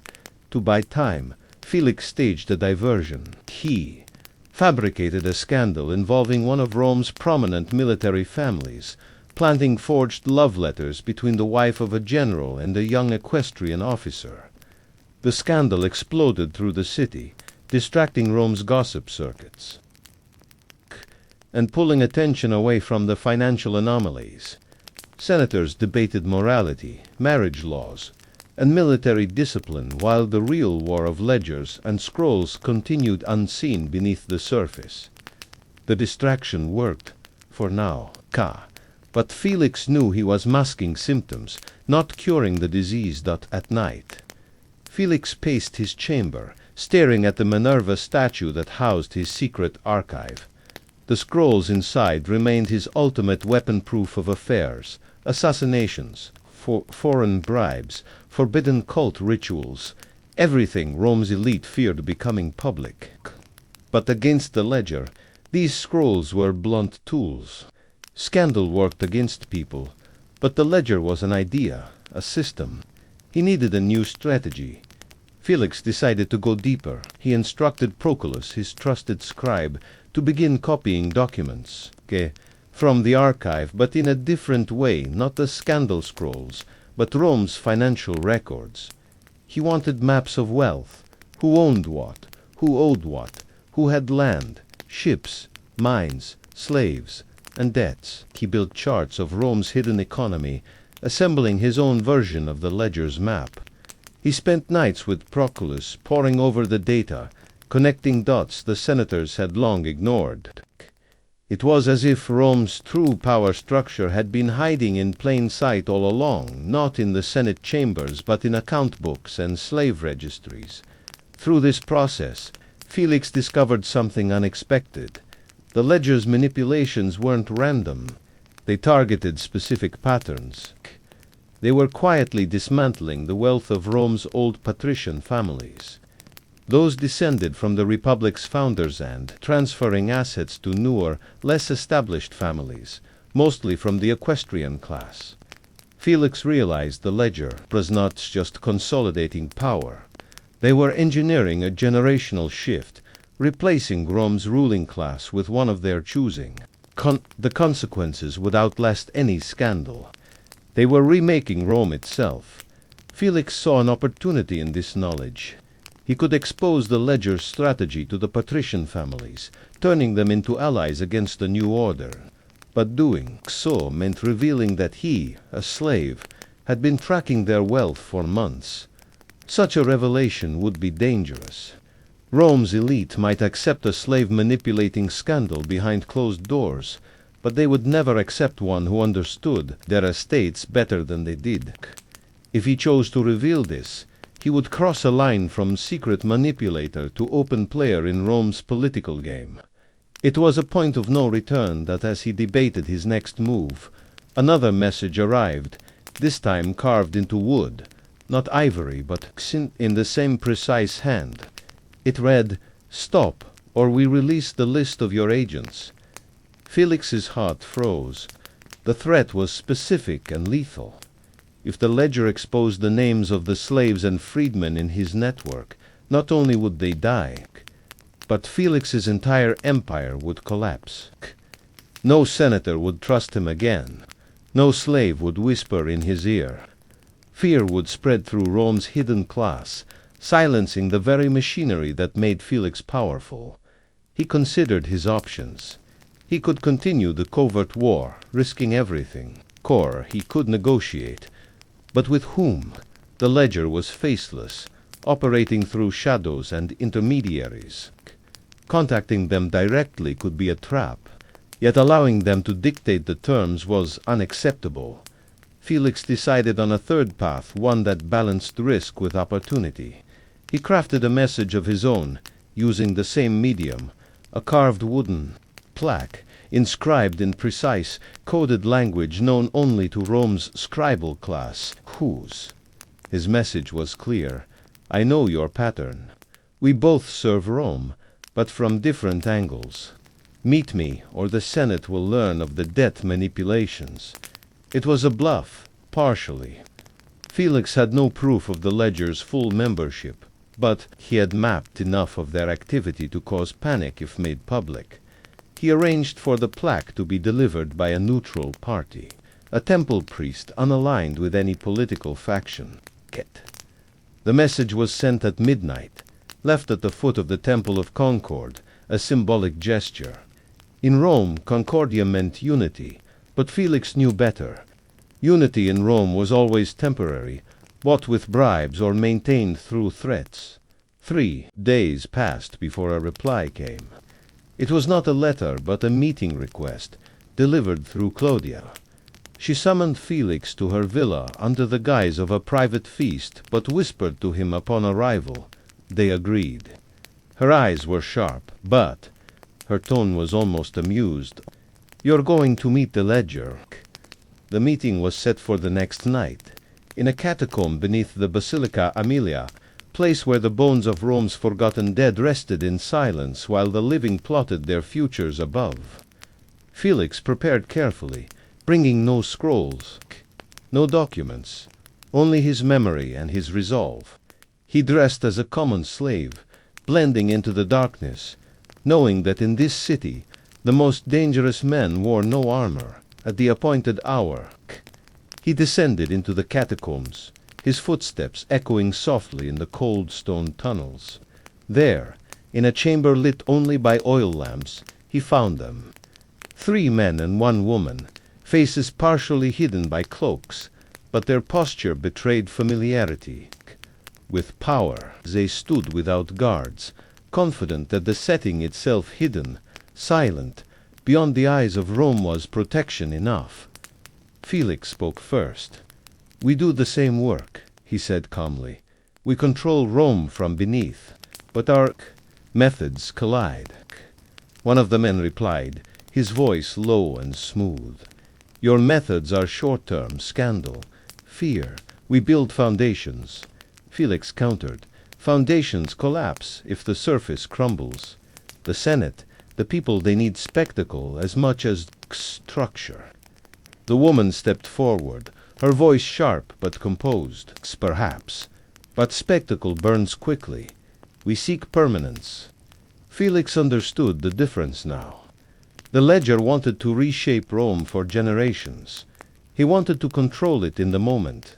Both paths were dangerous. Both could not coexist. But, perhaps, for now, they could compromise. Felix made an offer, a truce, not a surrender. He would continue managing the scandals, the Senate, and the nightly whispers of Rome's elite, while the ledger restructured the economy quietly beneath. In return, neither side would expose the other. There was silence in the catacomb. The oil lamps flickered. Then the woman spoke again. "For now," she agreed. "But remember, slave, Rome is always changing." Felix nodded. "I know, I intend to change with it." And with that, the meeting ended not with bloodshed but with a silent agreement. Fragile as parchment, but binding for the moment. Felix climbed back into the streets of Rome, breathing in the cold night air, knowing that game had reached a new level. The scandals would continue, the manipulations would evolve. But for now, the invisible empires of Rome had made peace, at least, until the next betrayal. Felix emerged from the catacombs just before dawn, his cloak heavy with the damp chill of Rome's underground crypts, his mind heavier still with the fragile pact he had just made. The truce with the ledger was not a victory. It was a breathing space, a pause in the battle, not its end.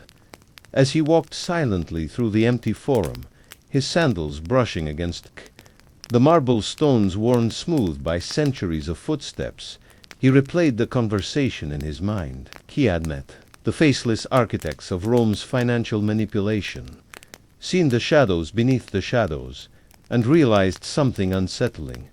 They were not driven by greed or scandal, as he had suspected, but by design. Their vision of Rome was colder than his, more permanent, less personal. They wanted to restructure the Republic itself not for today, but for decades to come. Felix, on the other hand, lived in the now. His power was immediate, rooted in fear and desire, in whispered threats passed behind curtains, in the sweat-soaked confessions of senators trapped between lust and ambition. The ledger played the long game. Felix played the daily one. Back at Lucius Calpurnius's villa, the household stirred.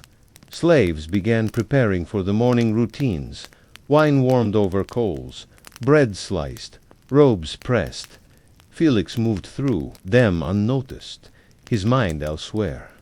Lucius awaited him in the private study, impatient as always. The senator wanted news of Syria, of Senate votes, of military appointments that would expand his influence eastward. Felix delivered what he could, a report of votes bought, promises secured, bribes planted in the right ears, but his heart wasn't in the details. Lucius had no idea that Rome's real rulers were no longer in the Senate chamber but beneath it, in the records and ledgers no senator ever read. Felix wondered if it was worth explaining, but he knew the answer. Lucius, like all Rome's elite, preferred visible power. He liked to see his enemies fall publicly, to watch rivals reduced, 2 tiers in front of the Senate.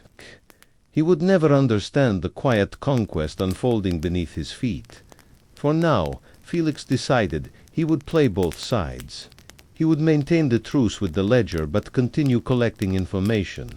He could not afford to become a mere subordinate in someone else's plan, even if that someone was a network of invisible scribes and financiers to secure his position. He needed new leverage. The old scandals of hers, betrayals, assassinations still mattered, but Rome was changing. Money was becoming the sharper blade. Control of information about estates, trade routes, and grain. Supplies was now as potent as controlling a senator's mistress. Felix resolved to build a new archive, one that mapped not only the sins of Rome's elite, but their financial arteries, who controlled the shipping contracts, who leased the port warehouses, who held the debts of Rome's rising equestrian class. These were the new fault lines of power. He began with the docks. The port at Ostia was Rome's lifeline, feeding the capital with grain, oil, wine, and slaves. Felix sent agents to monitor shipments, record bribes at the customs houses, track which merchants paid which officials for priority docking. Within weeks he had built a chart of Rome's supply chain that rivaled any military campaign map. He learned which families dominated the shipping guilds, which senators quietly funded smuggling operations, which freedmen operated the warehouses that could make or break a merchant's fortune. This was a world of silent kings and queens, none of whom wore togas in the Senate, but all of whom controlled Rome's stomach and wallet. Through this network, Felix uncovered a scandal he had not anticipated. Several of Rome's leading patrician families were quietly selling ancestral land to foreign buyers, wealthy Egyptians and Parthians eager to own pieces of Roman soil. The sales were illegal under Roman law but processed through forged documents, buried in the city's overburdened bureaucracy. The ledger knew about this, of course. In fact, they had facilitated some of the transactions. But Felix saw an angle the ledger had overlooked. These land sales created a narrative that could inflame the people. Rome's citizens hated the idea of foreigners owning Roman land. Felix realized he could use this to rally the plebs, not just as a distraction, but as a real source of power. He began leaking stories to street performers and market criers of Rome's noble families selling the republic piece by piece to foreign kings. The plebs, already restless from years of food shortages and manipulated grain prices, reacted with outrage. Murmurs of rebellion stirred in the taverns and bathhouses. Felix fed the flames carefully, ensuring the unrest remained controlled. He did not want riots, only fear that he could direct toward the Senate or away from it, depending on his needs. At the same time, Felix managed his relationship with Plautus, who remained a wild card. Despite their previous conflicts, Plautus had not disappeared from Rome's political scene. In fact, he had begun aligning with some of the younger senators, men disillusioned with both the old patrician class and Lucius's manipulations. They called themselves the Novi, Tabulitha New Tablitza, reference to wiping Rome's debts clean and restructuring society. Plautus positioned himself as their mentor, their guide. Felix saw through it immediately. Plautus was building his own faction, independent of both the Senate and the ledger. Felix considered eliminating him, but the risks were too high. Plautus had become too public, too connected. Killing him would trigger inquiries, and the fragile balance of Rome's invisible power structure could shatter. Instead, Felix decided to co-opt him. He arranged a private meeting, framing it as an olive branch. They met in the gardens of a temple outside the city, where no spies dared follow. "I see what you're doing," Felix said without pretense, "and I respect it. But you'll fail without allies in the underworld." Plautus smiled thinly. and you want to be that ally. I want to ensure Rome doesn't collapse while you reshape it, Felix replied. Revolutions are messy. Someone has to clean up the bodies. Plautus chuckled, but agreed in principle. They formed a loose alliance, an uneasy handshake between two men who knew they might kill each other later, but, for now, needed to cooperate. Felix agreed to provide information on the Senate's private dealings, while Plautus agreed to keep his Novi Tabulia faction from interfering with Felix's operations in the docks and markets. Back in Rome, Felix expanded his control further. He bribed the temple accountants, gaining access to records of religious donations. He learned which senators secretly diverted public funds to sacred rites that never happened, pocketing the difference. He discovered that one of the chief priests, Tict of Jupiter, had fathered twins with a Syrian dancer, paying hush money through temple offerings disguised as sacrifices. These were the kinds of scandals he had always used, but now he wielded them differently, not to ruin men outright, but to bind them into new agreements, forcing them to cooperate with his reshaped network of economic control. The slaves of Rome continued to serve as his invisible eyes and ears. He expanded their role, sending them into the homes of foreign envoys, gathering intelligence not just on Rome's elite, but on the ambitions of Alexandria, Antioch, and even distant Carthage. Rome's empire was vast, and its real threats were no longer legions crossing borders, but merchants crossing seas with hidden agendas. As weeks passed, Felix realized he had achieved something unprecedented. He was now simultaneously managing Rome's political scandals, manipulating its financial arteries, influencing its religious rites, and negotiating with both Plautus's faction and the ledger. He was not just part of Rome's corruption, he was its architect. The Senate debated laws by day, but by night Felix wrote the rules. Yet with this expansion came new risks. His network was stretched thin, his agents increasingly burdened with overlapping loyalties. Some whispered of betrayal, others feared discovery. Felix understood that maintaining control required more than information. It required faith not in gods, but in him. He gathered his inner circle one night in the basement of Lucius's villa, far from the ears of Rome's nobility. There he addressed them directly. "We are not slaves," he whispered. "Not anymore. We are Rome's unseen masters. But we must act as one, or we will fall as many."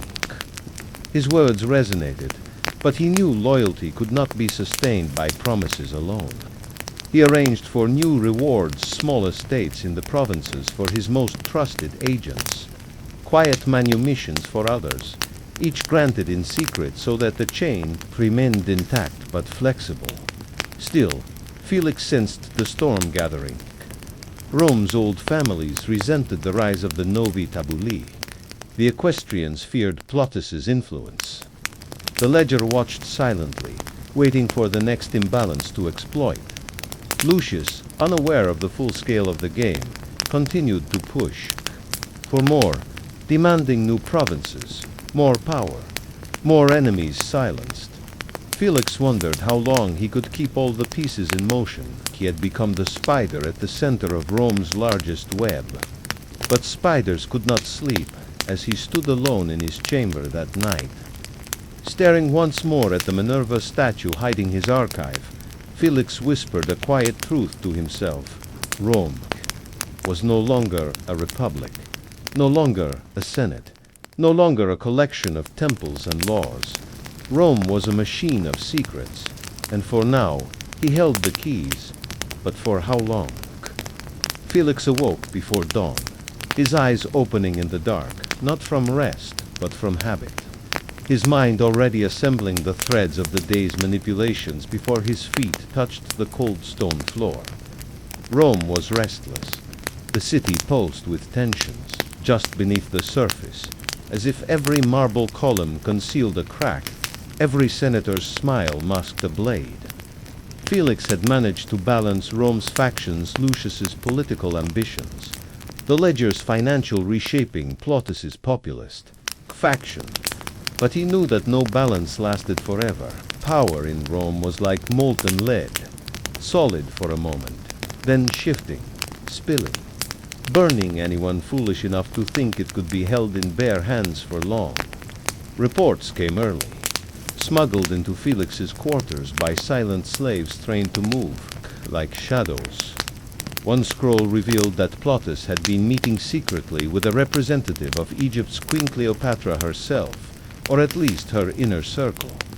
The Egyptian envoy had slipped into Rome under the guise of a grain merchant, but carried no cargo, only letters sealed in wax marked with the royal cartouche. Felix's stomach tightened. Egyptian gold meant influence beyond Rome's walls. If Plautus secured Cleopatra's backing, his Novi Tabuli faction could shift from a local nuisance to an international threat. Cleopatra had her own vision for Roma divided Senate, a weakened republic. Roman wealth funneled eastward into Alexandria's coffers. If Plautus aligned with her, he would no longer need Rome's Senate at all. He would be backed by the gold of the Nile. Felix weighed his options carefully. Killing Plautus was still too dangerous. But allowing him to complete an alliance with Cleopatra was even worse. Felix decided to intercept the communications. He ordered one of his port agents to replace the Egyptian courier with a loyal slave who could replicate the seals perfectly. The letters intended for Plautus were diverted to Felix's chamber instead. Under flickering lamplight, he unrolled the papyrus and read the queen's proposals. They confirmed his worst fears. Cleopatra offered Plautus shipments of grain during Rome's next engineered shortage, enough to control the city's food supply and incite unrest whenever he chose. In return, she wanted political favors in Rome's eastern provinces' tax, exemptions for Alexandrian merchants, favorable trade routes, military non-interference. Felix burned the original letters, ensuring Plautus never saw them. He forged new messages, still bearing Cleopatra's seal but altered to suit his own needs. The counterfeit letters praised Plautus's movement but made no firm commitments, offering vague promises of future discussions instead of concrete support. Plautus, upon receiving them, believed the queen was interested but cautious. He continued his talks with her envoys, unaware that every word reached Felix first. At the same time, Felix kept a tight grip on Lucius. The senator remained obsessed with Syria, demanding control of its governorship, its legions, its wealth. Felix arranged for Lucius's name to be added to the consular ballot for the following year, ensuring his bid for greater military command would succeed. But Felix also planted rumors in the Senate that Lucius was becoming too ambitious, whispering hints of monarchic tendencies. Rome's senatorial class still feared kingship above all things, haunted by memories of Tarquin the Proud. By feeding these rumors carefully, Felix ensured that Lucius remained powerful but watched. He wanted Lucius hungry, not satisfied, ambitious but controlled. A man who believed himself close to absolute power could be guided more easily than one who had nothing left to gain. Meanwhile, the ledger continued its quiet conquest of Rome's economy. Felix monitored their moves, watching as they manipulated debts, erased loans, and restructured property ownership through the manipulation of records. He maintained the truce, but he also tracked every shift in the system. He noticed a new pattern. The ledger was focusing on Rome's slave markets, not just as labor pools, but as financial tools. They had begun quietly purchasing large numbers of educated slaves, scribes, tutors, administrators using front companies and false buyers. These slaves were then placed strategically in households across the city, effectively turning Rome's servant class into an invisible army of informants, loyal not to their masters but to the ledger. Felix saw the danger immediately. Slaves were Rome's true intelligence network, And if the ledger controlled that, they controlled the city. He had to respond. He expanded his own network, recruiting slaves from the peripheries, the gladiator schools, the bathhouse attendants, the dock workers who loaded grain ships. He promised them better conditions, secret payments, even eventual freedom. He did not ask for loyalty to him personally, but to the system. He was building a Rome where the invisible class could dictate terms to the visible one. Yet as he built this counter-network, Felix realized he was creating exactly what he feared. A Rome run not by senators or generals, but by slaves and freedmen who manipulated the city's machinery from behind veils. He thought of himself not as a conspirator anymore, but as a constructor of an entirely new Rome, a parallel republic with its own hierarchy of whispers, secrets, and debts. The official Rome still existed, the Senate met, the magistrates ruled. The priests performed the rituals, but the real Rome was the one Felix managed in private ledgers and secret gatherings. One of his most trusted agents, Livia, brought news from the Vestal Temple. The high priestess, Vergilia, still compromised by her secret child, was growing nervous. Her guilt weighed on her, and she had begun confessing bits of the secret to other Vestals during late-night rituals. Felix knew this could not be allowed. If Virgilia's scandal reached public ears, it would cause a religious crisis, shaking Rome's foundations. Felix considered silencing her permanently, but hesitated. Killing a Vestal virgin would enrage the people, perhaps even the gods, and the risk was too great. Instead, he chose another path. He arranged for Vergilia to be quietly exiled under the pretext of ill health, sent to a private villa in the countryside with a select group of slaves to watch over her. A new high priestess, carefully selected by Felix through backdoor channels, replaced her. The new priestess owed her position to Felix, and she knew it. Rome's sacred flame still burned in the temple of Vesta. But now Felix controlled the hands that tended it. With the religious sector secured, Felix turned his attention back to the Senate. A minor senator named Cassius Longinus, previously irrelevant, hard, began stirring trouble by proposing new laws aimed at curbing slave influence in public affairs. He cited rumors, some true, most invented, that slaves were dictating Rome's political direction from the shadows. Felix realized the danger. Longinus was too small to topple the system alone, but his speeches could inspire others. The Senate might unite against the very mechanisms Felix used to control it, to neutralize Longinus. Felix employed his oldest weapon, scandal. He uncovered that Longinus had a secret lover, not a mistress this time, but a slave boy purchased from Gaul and kept hidden in a villa outside the city. Rome tolerated many sins, but certain deviations remained punishable by exile if they involved high-ranking senators and enslaved minors. Felix arranged for the secret to surface subtly, an anonymous letter to Longinus's political rivals, a discovered witness in the form of a bribed servant, a careful leak to a city magistrate. The scandal exploded quietly but effectively. Longinus withdrew from public life, citing health concerns. His proposals died in committee. Rome continued to sleep under the illusion that its Senate ruled. While Felix wrote the city's real history in invisible ink, days turned into weeks, and Felix's system became more refined. He managed the city like a steward of fate. Grain supplies fluctuated not by accident, but by design. Military appointments passed not through merit, but through bribery arranged in whispered conversations.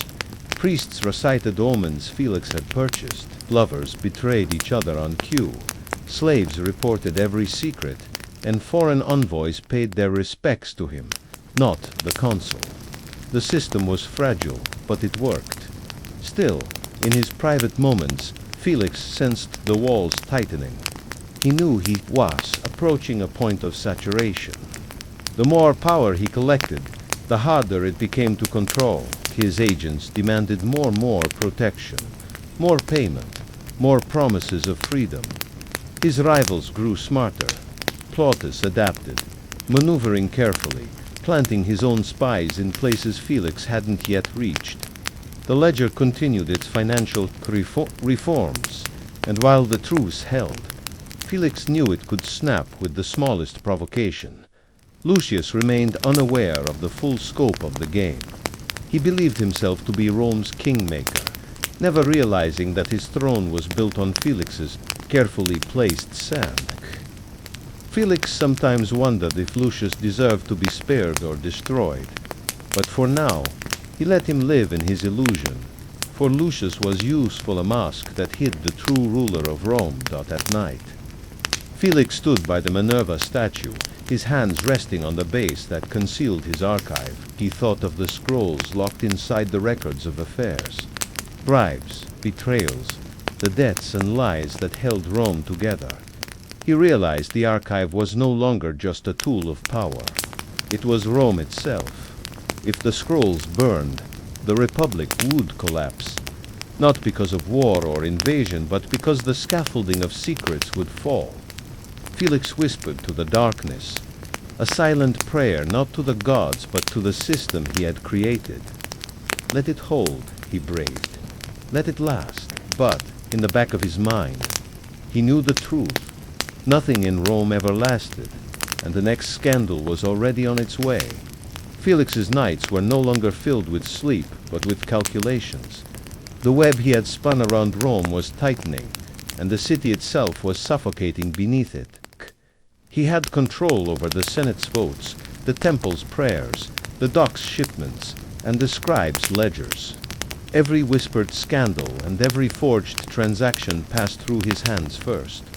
But the more strings he pulled, the more tangled they became.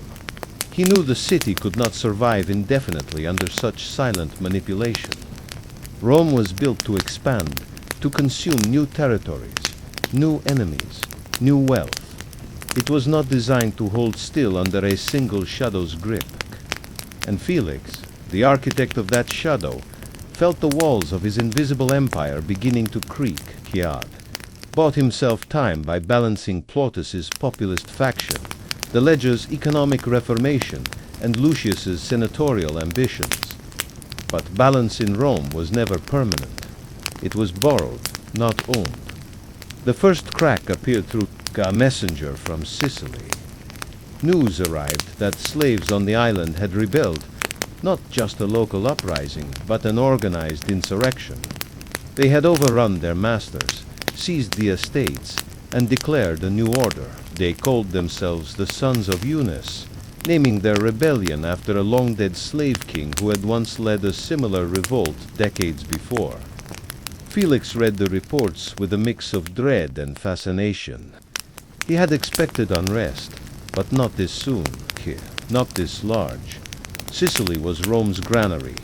If the rebellion lasted, grain shipments to Rome would slow, and hunger would return to the streets. The plebs would riot. The Senate would panic. And Felix's careful arrangements would unravel.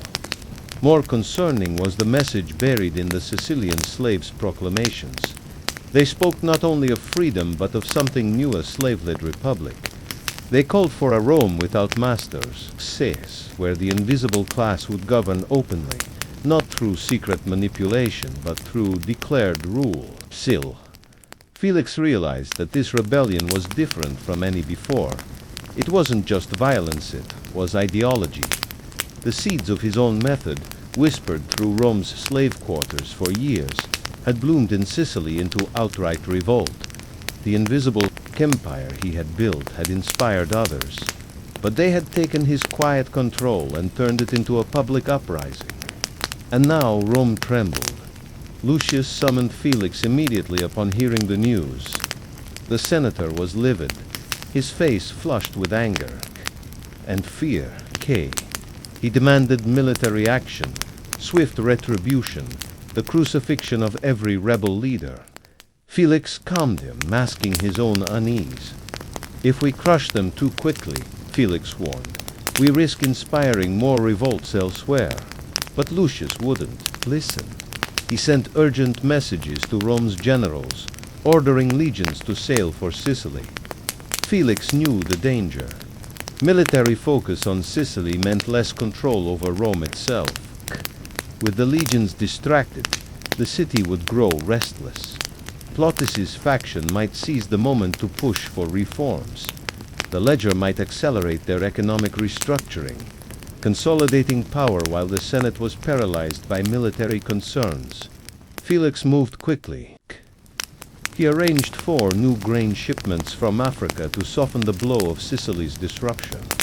He paid for these shipments not from Lucius's treasury but from his own secret reserves, gold collected quietly from years of silent extortion. This was the first time Felix dipped into his private hoard to fund public stability. It was dangerous. Once his wealth became visible, people would start asking questions. But he had no choice. Rome needed food, or everything would collapse overnight. At the same time, Felix sent spies to Sicily not to help the Roman generals, but to gather intelligence on the slave rebellion's leadership. He needed to know if anyone there knew of him, if his name or methods had been whispered among the rebels. If they did, he risked exposure on a level he had never faced before. His agents returned with reports. The rebellion was chaotic, driven by desperation, but its leaders spoke of organized intelligence networks, secret communications among slaves, codes and symbols passed between households across the empire. Felix recognized the structure immediately. It was his system, or at least a version of it, now outside his control. The ledger, too, responded to the Sicilian crisis. They began manipulating Rome's financial markets, causing silent panic among the equestrian class. They spread rumors of trade instability, forged documents suggesting that Roman merchant fleets had been seized by rebels. Some of these rumors were false, but they had the intended effect. Rome's economy shuddered. Prices rose, markets stalled, and creditors called in debts early. The ledger's strategy was clear. They wanted to create controlled chaos, forcing the Senate to rely even more heavily on their financial expertise. Felix watched the maneuver carefully. He understood the method. After all, it was not so different from his own Plautus. Meanwhile, used the crisis to gather more followers. He positioned himself as a mediator between the Senate and the plebs, offering to negotiate reforms that would prevent future revolts. Felix saw the danger immediately. Plautus was weaving himself into the very fabric of Rome's political solution, not as a radical, but as a necessary stabilizer. This gave him legitimacy. Felix needed to stop him from growing too strong, but he couldn't afford to remove him yet. Plautus's presence kept the Senate distracted from Felix's own manipulations. In response, Felix leaked documents to select senators' real scrolls, not forgeries proving that Plautus had been in contact with the Sicilian rebels months before the uprising. Whether Plautus had intended to encourage rebellion or simply to gather information was irrelevant. The appearance of collusion was enough. The Senate, terrified of slave revolts spreading to the capital, began to mistrust Plautus. Some of his supporters withdrew. Others demanded public explanations. Plautus defended himself in the forum, delivering fiery speeches about justice and reform. But Felix's strategy worked. Plautus was now forced to focus on survival rather than expansion. Felix also reached out to the ledger, proposing a silent agreement to contain the financial panic. He offered them access to certain grain contracts in exchange for slowing their manipulation of Rome's markets. The ledger agreed for now, but Felix knew their patience was not infinite. They had their own agenda, and Rome's current instability only made their work easier. Meanwhile, Felix tightened his control over Rome's religious institutions. He instructed the new high priestess, the one he had installed after removing Virgilia, to declare a series of omens suggesting that the gods supported stability and order.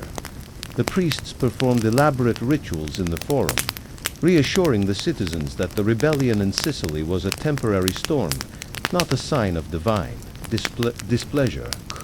This calmed the plebs, at least on the surface.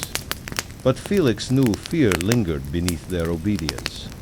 Every household now looked suspiciously at their own slaves, wondering if the fires of Sicily would spread to Rome. To manage this tension, Felix arranged for new laws to be proposed in the Senate laws that appeared to strengthen slave discipline, but in practice gave more power to Rome's informant networks. Masters were encouraged to report suspicious slave behavior, but Felix made sure that the reports flowed through his channels first. This allowed him to filter the information, deciding which whispers reached the Senate and which stayed buried. In effect, he turned Rome's paranoia into a tool of further control. Still, the pressure mounted. Felix could feel it in the air.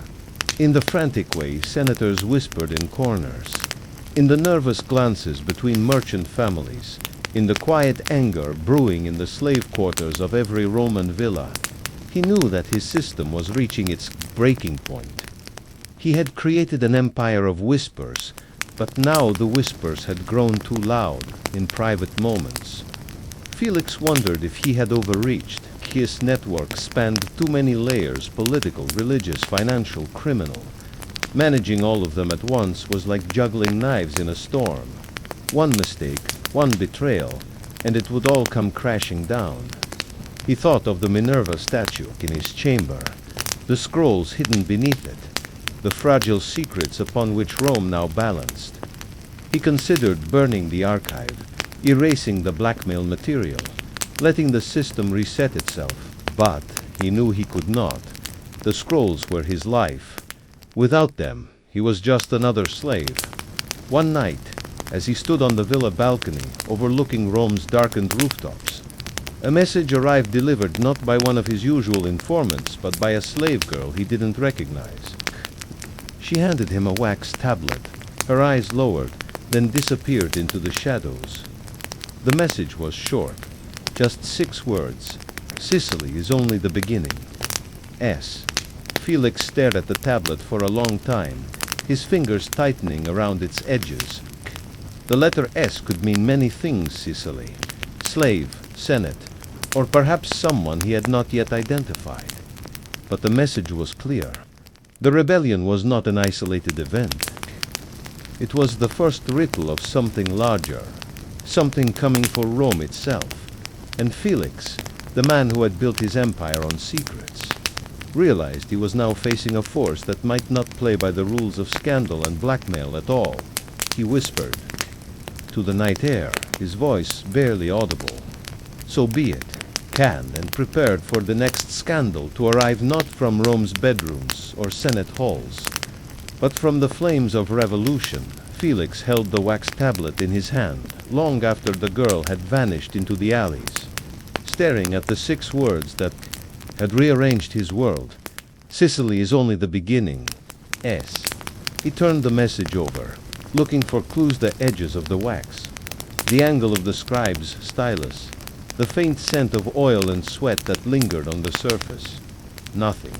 Whoever had sent this had covered their tracks perfectly. Even the girl had disappeared into the night as if she had been carved from shadow. Felix's mind spiraled through possibilities. The initial could be anyone: a senator, a slave, a sect, a symbol. But he suspected something deeper. S might not be a name at all, it might be a movement. He had spent years controlling Rome through careful manipulations of scandal, economics, and political intrigue. But if Sicily's revolt was only the first match thrown onto the empire's dry fields, then he was no longer dealing with corruption. He was dealing with insurrection, and revolutions did not respond to blackmail. They consumed it. The next morning, Felix convened his inner circle in the back chamber of Lucius Calpurnius's villa, a place so private even Lucius himself never entered. Livia was there, her eyes sharp beneath the veil of servant modesty. Proculus, his scribe, unrolled scrolls listing Rome's latest grain shipments, dock activity, and foreign correspondence. Vibius, the freedman gang leader turned informant, leaned against the wall, arms crossed, his loyalty bought but never permanent. Felix read the message aloud, then burned it before their eyes. "We are no longer managing Rome's corruption," he said quietly. "We are managing its collapse." His agents shifted uncomfortably, exchanging glances. For years they had lived in the comfort of controlled scandal affairs, debts, whispered threats, arranged assassinations. But this was different. Sicily's uprising had not been an accident of circumstance. It was part of something larger. Felix ordered Livia to expand her listening network beyond Rome's elite homes and into the slave quarters directly. He wanted to know what was being whispered in kitchens, in stables, in darkened corners of the Suburak. He suspected that S represented an emerging ideology, one that passed not through senators but through servants. Livia returned within days with confirmation. Slaves across Rome were speaking of the Shadow Republic, a rumor, a legend, a whispered promise of a world without masters. The phrase had appeared first in Sicily, but it had reached Rome before the rebellion's embers cooled. But it was being spread through coded conversations, through symbols carved into market stalls and slave quarters, an S with a line beneath it, representing the shadow of Rome's official insignia. Felix's stomach tightened. He realized this was not simply a slave revolted, was a philosophical contagion. Rome's underclass was no longer content with better treatment or reduced punishment. They wanted control, and their method was disturbingly familiar. They mimicked Felix's own system of secret networks, communication webs, and silent alliances.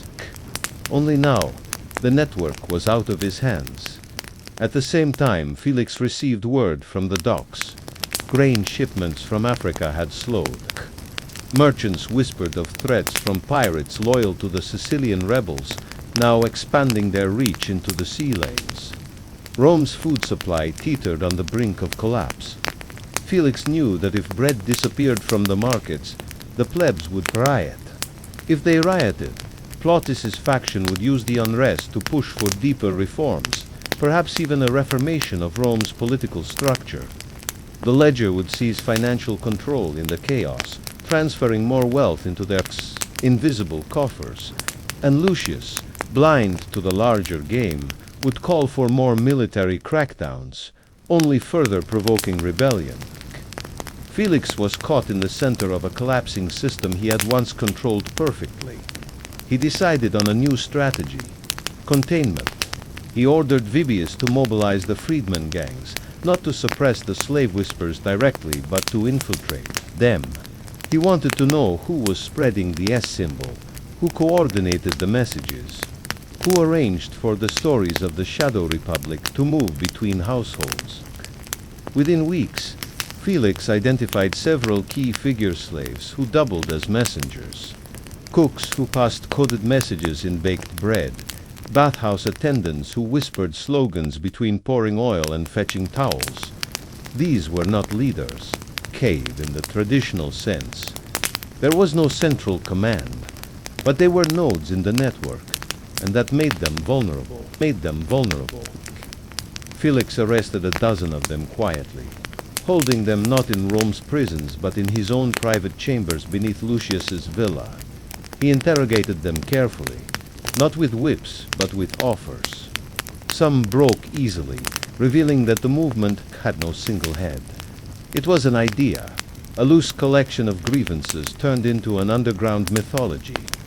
Slaves spoke of Felix himself not by name, but as a symbol of what was possible.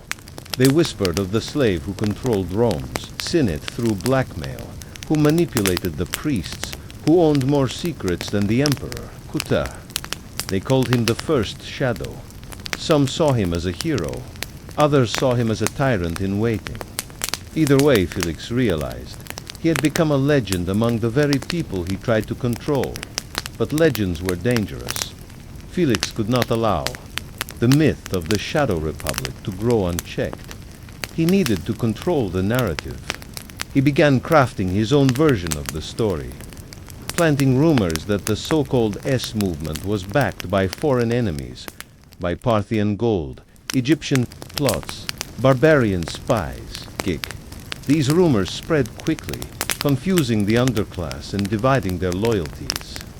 Some slaves began to question the movement's origins, fearing they were being used by outside forces. Others hardened their resolve, but the seeds of doubt worked in Felix's favor at the same time. Felix arranged for carefully staged discoveries of S symbols in places that would anger Rome's elite homes of wealthy merchants. The walls of senators' estates, he wanted the upper classes to believe they were under siege. Fear, after all, was easier to control than rebellion. The Senate convened emergency sessions, passing new laws to monitor slave gatherings, to limit travel between villas, to increase surveillance. All of this created more data for Felix, more access points for his network. But it also raised the stakes. The tighter the Senate squeezed Rome's slaves, the more desperate the underclass became.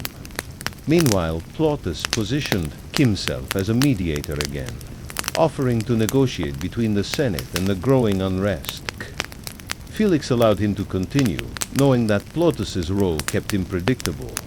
But he also arranged for anonymous letters to be sent to Plautus's allies, hinting that Plautus was in secret talks with the rebels. This forced Plautus to divert energy into defending his reputation, slowing his momentum. The ledger, as always, moved quietly but efficiently. They began offering financial support to senators terrified of losing their estates to chaos. Loans flowed through back channels, tying the old patrician class to the new economic order. Felix watched this with careful calculation. He maintained the truce with the ledger, but he knew that their endgame was different from his. They wanted a Rome ruled by ledgers and loans. He wanted a Rome he could manipulate day by day. In the midst of all this, Felix received a new message this time, not carved in wax or wood, but painted onto the wall of his own sleeping quarters in the villa. A single symbol, the S with the shadow line beneath it. No guard had seen the painter. No slave had confessed. The message was clear. The Shadow Republic was not just an idea now. It was inside his walls. Felix stood before the symbol, his heart pounding, not with fear but with a strange recognition. He had created this system, this Rome of whispers and shadows, and now it had outgrown him. He realized that controlling secrets was no longer enough. The idea of the Shadow Republic had become a virus, moving faster than blackmail, more contagious than scandal. It was not something he could stop with ledgers or scrolls. It was belief, and belief was dangerous. That night, Felix did something he had never done before. He opened his secret archive beneath the Minerva statue and considered burning it. Old records of affairs, of bribes, of betrayals. He held a torch over the parchment, watching the flames flicker close to the edge. But he did not let go. He couldn't. The scrolls were his life, and without them he was just another name to be erased. Instead, he rewrote his strategy bit. If he could not destroy the Shadow Republic, he would shape it. He would feed it, guide it, become its secret architect as he had done with the Senate, the temples, the markets. He would create a controlled rebellion, one that appeared dangerous, but could be managed from within. Felix whispered to the darkness, his voice steady, his eyes hard. "If Rome is going to burn," he said, "then I will hold the match." And so he prepared for the next scandal, not of lust or treason, but of revolution. Felix spent the next week constructing a plan more dangerous than any he had ever attempted, not the manipulation of a senator's vote, not the blackmail of a general's mistress, but the orchestration of a controlled rebellion inside Rome itself. he realized he could no longer fight the Shadow Republic directly. Ideas, once unleashed, were like wild dogs. They did not return to their cages. Instead, he would ride the movement, guide its momentum, and divert it where he needed. For this, he would need to create a false opposition, a mirror rebellion that appeared to threaten Rome's order but was in fact loyal to him. He would provide the city with the illusion of chaos and then offer himself as the only one capable of restoring balance. It was a dangerous gamble, but Felix had no alternative. Rome's underworld had already slipped beyond his total control. The slave quarters whispered of revolution with a passion that could not be erased by threats alone. But revolutions were fragile when fractured from within. The first step was to select a leader for his false rebellion, a figurehead whom the slaves could rally behind, but who would secretly answer to Felix. He chose Dama, a former gladiator who now managed security at the city's grain warehouses. Dama was respected among the freedmen and feared by the slaves for his brutal past, but he owed his life to Felix. Years earlier, Felix had arranged for Dama's release from the arena after a rigged match nearly killed him. Since then, Dama had operated quietly under Felix's protection, controlling labor disputes at the docks and collecting information from Rome's markets. Felix summoned him in the dead of night, speaking in low tones beneath the arches of the Aventine Hill. "You are going to be a rebel now," Felix whispered, his eyes cold but calm. "But you will be my rebel." Dama hesitated for a moment, then nodded. Understanding the game, Felix arranged for Dama to begin recruiting discontented slaves into a new cell of the Shadow Republic, one that appeared independent but was in fact monitored and directed by Felix's own agents. They called themselves the Sons of the Shadow, and their goal was to channel the revolutionary energy away from Rome's collapse and toward manageable targets, symbolic acts of defiance that would shake the Senate but not topple the system. Dama led small raids against grain storages, stealing just enough to create panic but not enough to spark famine. They painted the Shadow Republic's symbol on public walls, but only in districts Felix approved, avoiding the homes of his key allies. They staged meetings in secret locations, but Felix controlled every meeting place. Every participant, every message passed between hands. Meanwhile, Felix continued managing the Senate's paranoia. He arranged for Lucius Calpurnius to receive forged letters suggesting that certain senators were secretly funding the Shadow Republic. This kept Lucius distracted, chasing shadows while Felix expanded his actual network beneath the surface. Lucius responded predictably, pushing for harsher crackdowns, increasing surveillance, and deploying spies. Felix made sure those spies reported only what he allowed them to see. At the same time, Felix manipulated the ledger into supporting his plan without them realizing it. He leaked selective financial data to them, suggesting that Rome's markets would collapse unless the rebellion appeared to be managed from within.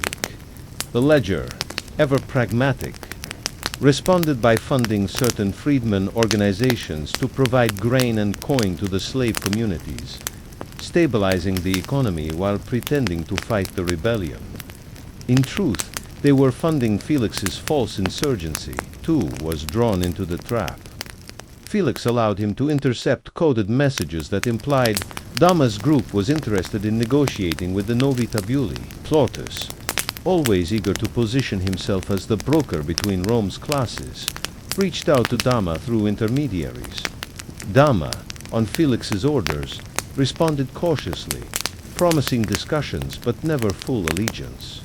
This kept Plautus busy, wrapped in talks that would lead nowhere but allowed Felix to monitor his faction's every move. While all this unfolded, the real Shadow Republic continued to grow in Rome's darkest corners. Felix had not extinguished the movement, he had simply redirected its most dangerous energy into his puppet rebellion. But the true believers still met in secret, slaves and freedmen who wanted not symbolic gestures but a total restructuring. Of Rome. Felix knew these radicals could not be negotiated with or controlled by bribery. They believed in something larger than personal gain that made them unpredictable. To handle this, Felix sent Livia deep into the underground cells, posing as a sympathizer. She attended meetings in the Subura, listening to whispered plans of future uprisings. She learned that the Shadow Republic's next target was not Rome's grain stores or the merchant class, but the Senate itself. They planned to assassinate 5 senators known for brutal treatment of slaves, including men Felix had once protected in exchange for political favors. The assassinations would not be subtle, they would be public spectacles, designed to send a message of fear to Rome's ruling class. Felix realized that if the murders succeeded, Rome would erupt into chaos beyond his control.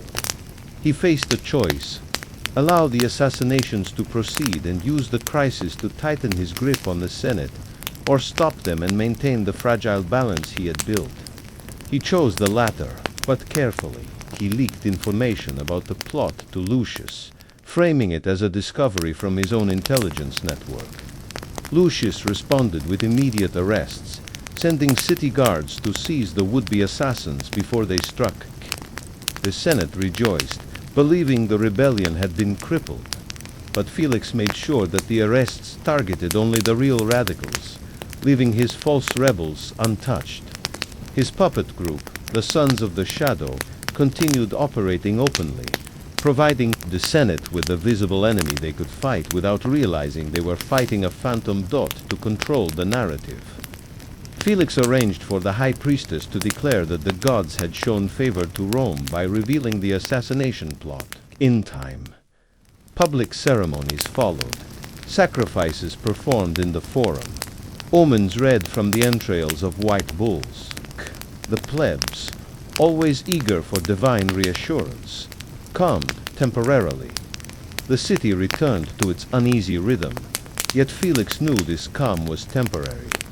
The idea of the Shadow Republic was still alive, still spreading in whispers and symbols. His controlled rebellion was only a mask, a pressure valve. The real danger remained buried, waiting at night. Felix stood once more in his chamber, staring at the Minerva statue beneath which his secret archive remained hidden. The scrolls inside held the names, the debts, the betrayals of Rome's elite, but he now understood their limits. Scandal was no longer Rome's greatest threat. Belief was. The idea of the Shadow Republic could not be blackmailed. It could not be bribed into silence. It could only be guided, shaped, or, if necessary, destroyed. Felix whispered to himself, as he often did when the weight of control pressed hardest. I built this machine, he murmured. Now I have to keep it running. Outside his window, Rome's rooftops glowed in the torchlight, the city unaware of how close it stood to collapse. Or perhaps it knew and simply pretended otherwise, just as Felix did. Power, he had learned, was not about stopping collapse, it was about managing. Kit, as he extinguished his lamp. Felix resolved to continue his game, knowing full well that one day the shadows might consume him too, but not yet. Felix rose before dawn, his mind already racing with the next set of moves before the first rays of light touched Rome's temples. He knew. He had bought himself time with the creation of the Sons of the Shadow, his puppet rebellion that served as both a safety valve and a distraction. But time, in Rome, was always rented, never owned. The true Shadow Republic still breathed, beneath the city's marble skin, an idea that refused to die. Every slave, every freedman, every disgruntled merchant whispered its name. It was not a movement anymore. It was a myth, and myths were harder to kill than men. As Felix stood at his window, looking over the rooftops of the Subura, he wondered how long he could continue managing the illusion of control. The slave revolts in Sicily had been suppressed for now, but their fires smoldered in Rome's consciousness. Felix knew the city was fragile. Rome had never truly been stable. It was a machine built on conquest, fueled by slaves, held together by tradition, fear, and spectacle. But machines break, especially when the gears are forced to run too fast. That morning, Felix received word from the southern provinces. The provinces of Campania and Brundisium had reported signs of unrest. Slave groups in the villas had refused to work the fields, citing allegiance to the Shadow Republic. Roman landowners begged the Senate for military intervention, but the Senate hesitated. Too many legions were tied up in Sicily. Felix realized the problem immediately.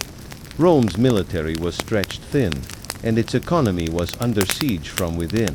He had been manipulating the Senate for years, controlling votes and scandals like a puppeteer with too many strings. Now the strings were tangled. Rome's ruling class was panicking. The senators argued endlessly in the Curia, Julia, pointing fingers, passing blame, but no real solutions emerged. They still believed their power lay in speeches and laws. Felix knew better. The real power was in what wasn't said, in what was done quietly. In the spaces between official action, Felix summoned his most trusted agents again. This time not in the villa, but in an abandoned bathhouse near the Tiber neutral ground, where no ears could overhear. Livia Proculus and Dama stood before him, waiting for instruction. Felix laid out his new plan. They would escalate the illusion of rebellion just enough to keep the Senate terrified, but not enough to let real chaos erupt. Damas, sons of the Shadow, would stage another symbolic raid, this time not on grain but on information. They would steal records from the tabularium, Rome's central archive, but in truth, the documents would be pre-selected by Felix himself. These would be records of minor debts, old property transactions, irrelevant scribal notes, nothing that could destabilize Rome, but enough to give the appearance of a serious breach. The theft would fuel the Senate's fears of collapse, pushing them closer to Felix's next objective: emergency powers. Felix drafted a motion for Lucius Calpurnius to present to the Senate, calling for the appointment of a special crisis comitia, small group of men with sweeping authority to manage the rebellion, control the markets, and oversee the city's security. Of course, Felix ensured that Lucius would chair this committee, and behind Lucius, Felix would direct every move. The Senate passed the motion with little resistance, desperate for solutions to problems they didn't understand. With this new committee in place, Felix had achieved what no slave in Rome's history had ever dared: legal control over the Republic's survival mechanisms. He could now order arrests without trial, control grain shipments, reassign military commanders, and silence opposition under the guise of protecting the state. But even as he expanded his formal power, Felix knew the ground beneath him was shifting. His spies reported troubling news from Alexandria. Cleopatra's envoys were not idle. They had been meeting secretly with Plautus, offering him financial backing for a full populist takeover of Rome. The Egyptian queen saw opportunity in Rome's chaos. If she could place a figure like Plautus in power, at least destabilize, Sinatinafshi could negotiate favorable trade deals, expand her influence, and perhaps even dictate terms to Rome's eastern provinces. Felix realized he had underestimated Cleopatra's reach. Her spies moved silently through Rome's docks and merchant houses, feeding Plautus gold and information. Felix responded by intensifying his manipulation of the ledger. He fed them rumors of Egyptian overreach, suggesting that if Plautus succeeded, the entire Roman economy would become a satellite of Alexandria. The ledger, committed to maintaining Roman financial supremacy, tightened their grip on Rome's banks, freezing assets they suspected were linked to foreign agents. This move caused short-term panic among merchants, but Felix allowed it. He wanted the crisis to simmer just below the point of boiling. He didn't want Rome to erupt. He wanted it to sweat, At the same time, Felix continued his campaign to control the narrative. He bribed poets, playwrights, and public speakers to spread stories of Rome's resilience.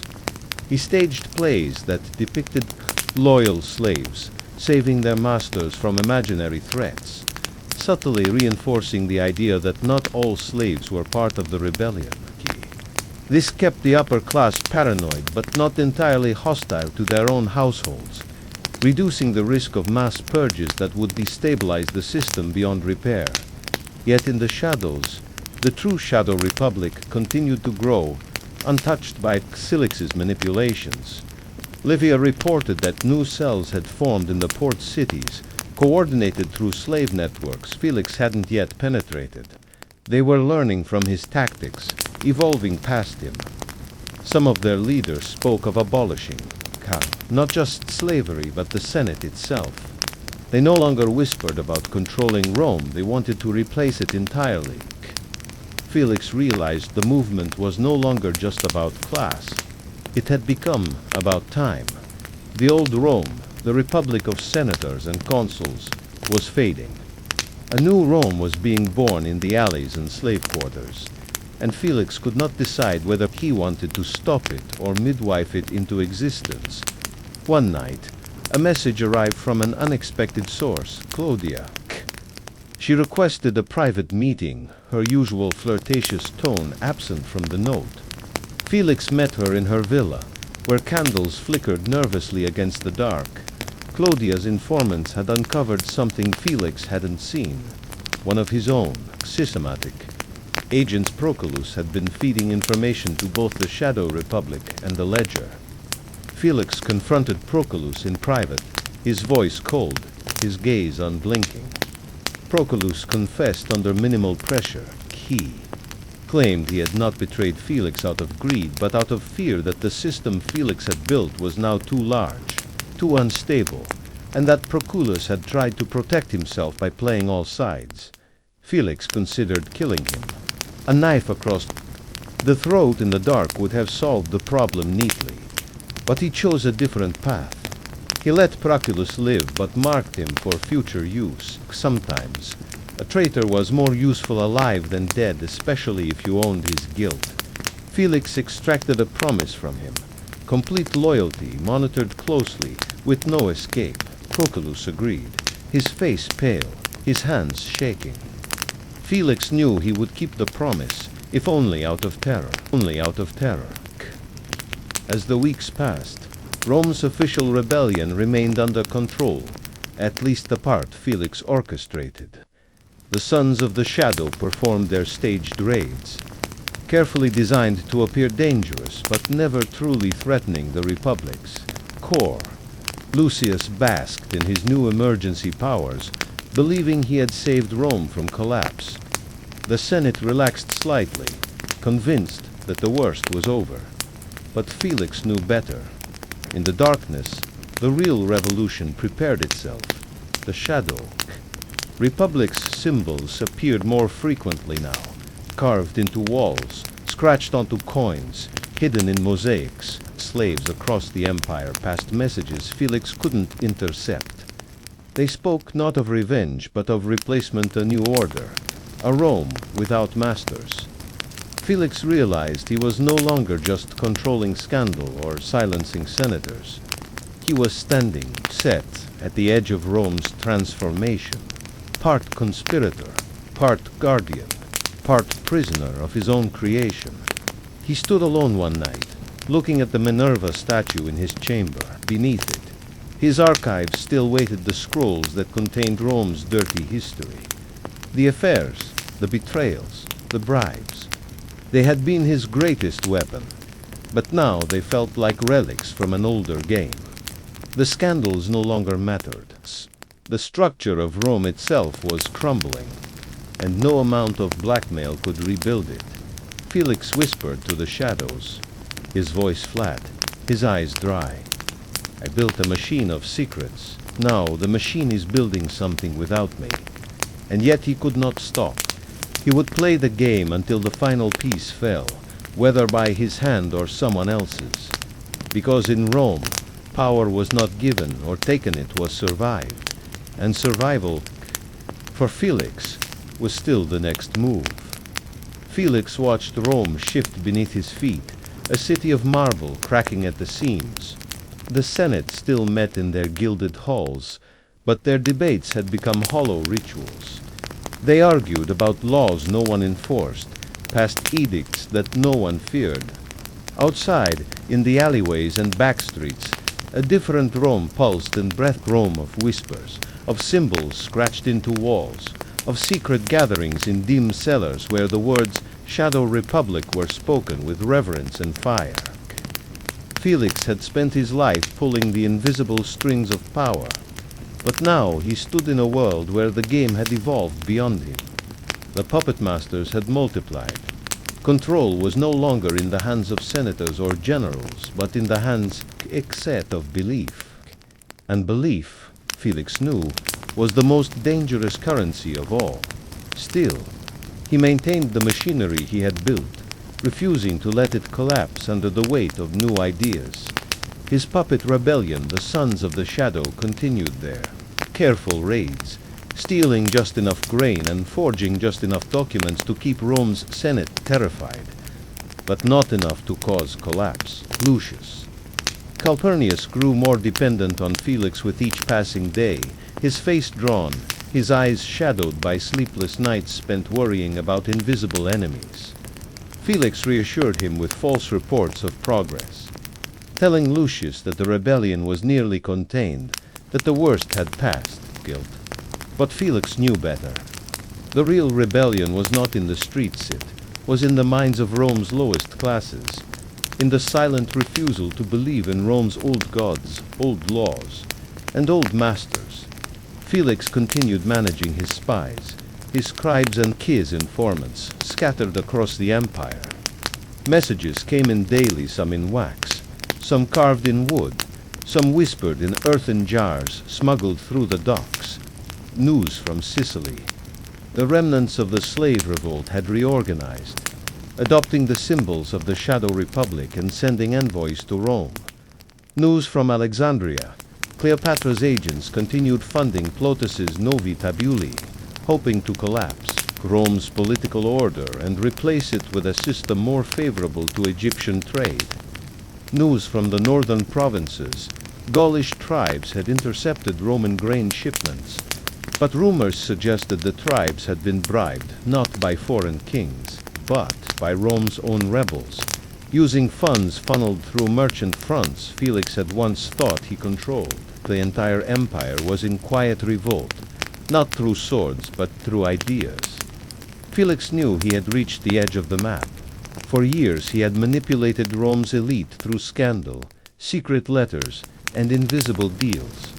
But scandal required a status quo. When the status quo fell apart, so did the value of secrets.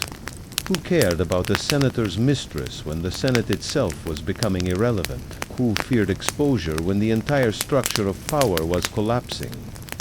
Felix faced a world where blackmail no longer held its weight. He realized he would need a new tool, not fear of disgrace, but fear of oblivion. He would not threaten men with shame. He would threaten them with extinction. He began visiting the private chambers of Rome's most powerful men, not through intermediaries, but in person. He sat with Lucius Calpurnius late into the night, explaining the deeper danger not of rebellion but of replacement. "They don't want to kill us, Lucius," he whispered, his voice calm. "They want to erase us." Lucius listened, sweat pooling at his temples. Felix explained that the Shadow Republic wasn't a faction, it was a new Rome, emerging silently from the cracks in the old one. "You still have power," Felix said softly, "but only if you let me reshape how we use it." Lucius agreed, though he barely understood what he was agreeing to. Felix took control of the Special Crisis Committee fully, issuing decrees through Lucius's hand but writing the words himself.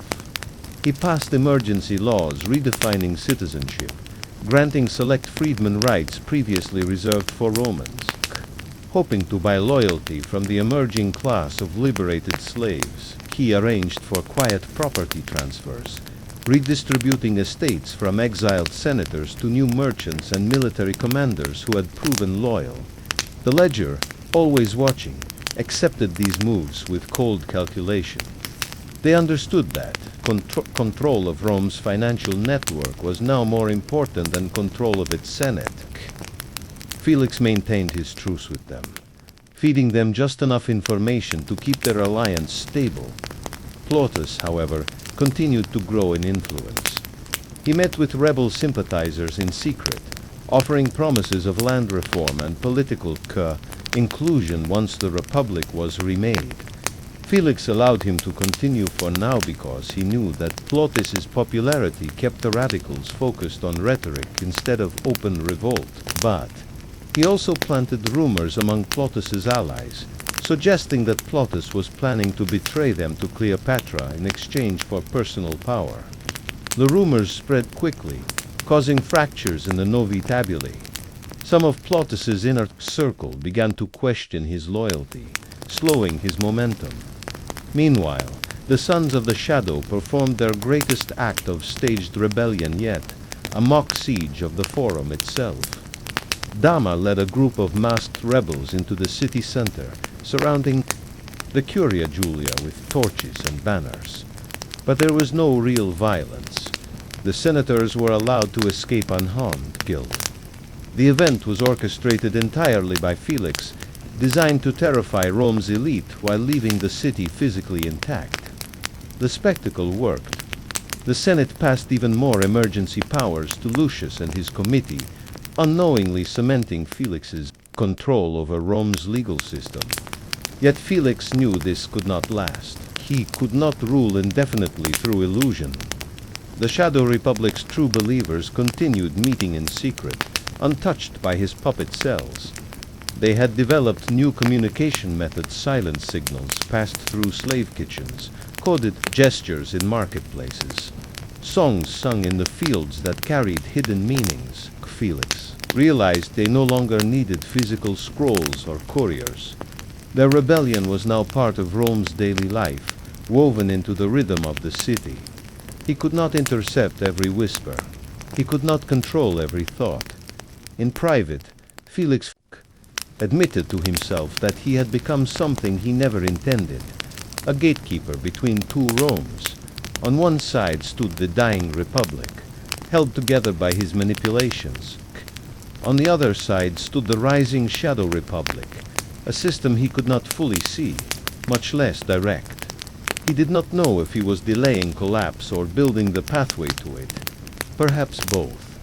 One evening, a new message arrived, not through his usual network, but left openly in his private chamber, placed on the base of the Minerva statue that hid his secret archive.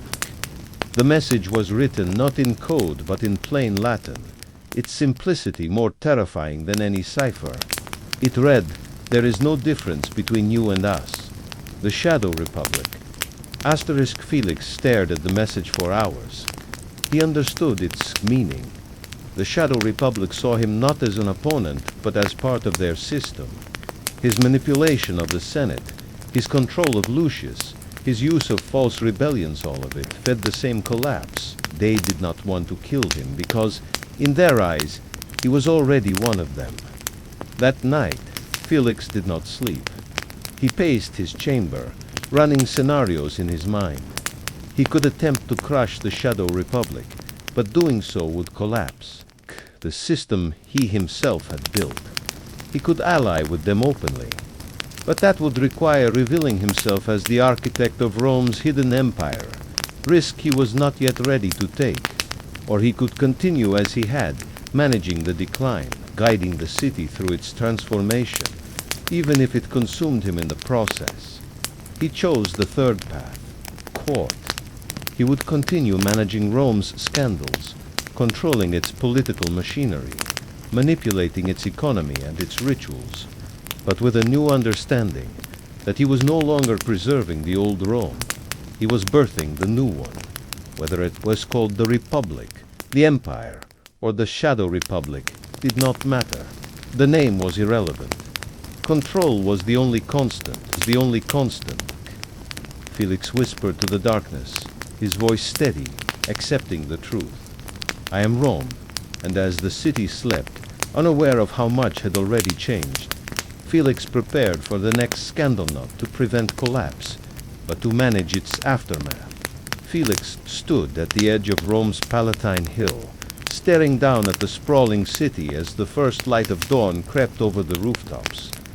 The streets below appeared quiet, but he knew the silence was a lie beneath the calm surface. Rome simmered with tension, a city stretched between two worlds. On one side stood the Senate, hollow and decaying, its members clutching at rituals and ceremonies that no longer mattered. On the other side pulsed the Shadow Republic, invisible but present in every household. Every whispered conversation, every scratched symbol in a back alley wall. Felix had spent years building his empire in the gaps between those worlds, pulling strings from behind curtains, using scandal, blackmail, and fear to control Rome without ever claiming the title of ruler, son. But now he realized he had become something else. He was no longer managing Rome's corruption. He was managing its metamorphosis. The final phase had begun.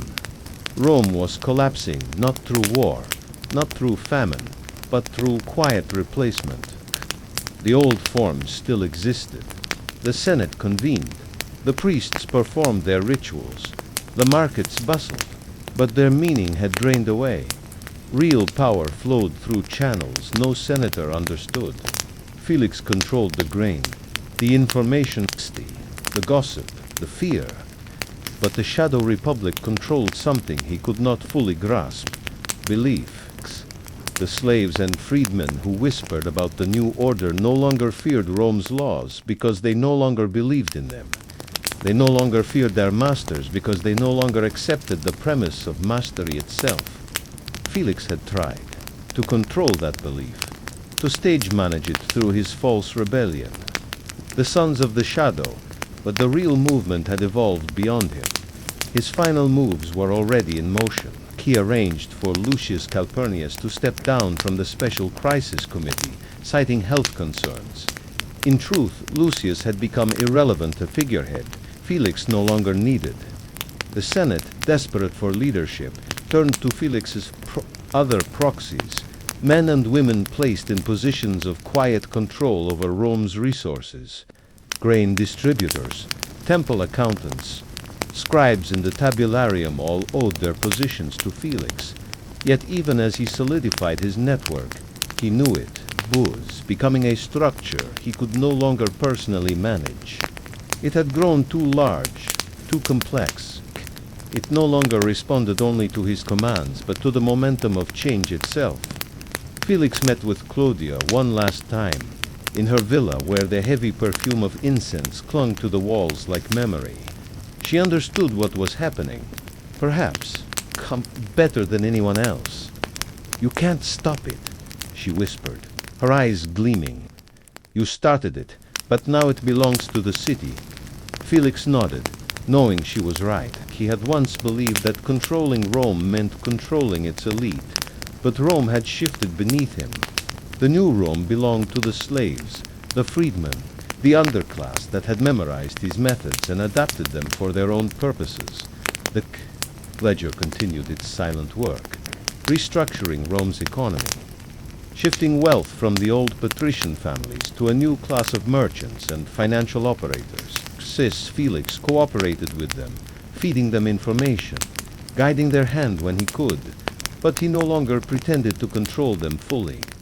Their system worked parallel to his, not beneath it. Plautus, for his part, continued preaching reform, but even he seemed to sense that events had moved beyond speeches and senatorial games. The Novi Tabuli had fractured into factions, some willing to negotiate with the old order, others calling for total upheaval. Felix watched the fractures with professional detachment. He had seen it before. Revolutions consumed themselves from within. As the days passed, the symbols of the Shadow Republic spread faster than any decree from the Senate. The S with the line beneath it appeared on temple walls, in the corners of mosaics, even scratched into coins passed from hand to hand in Rome's markets. Felix realized that the symbol no longer needed explanation. Everyone understood its meaning. It was not just about slavery anymore, it was about Rome itself.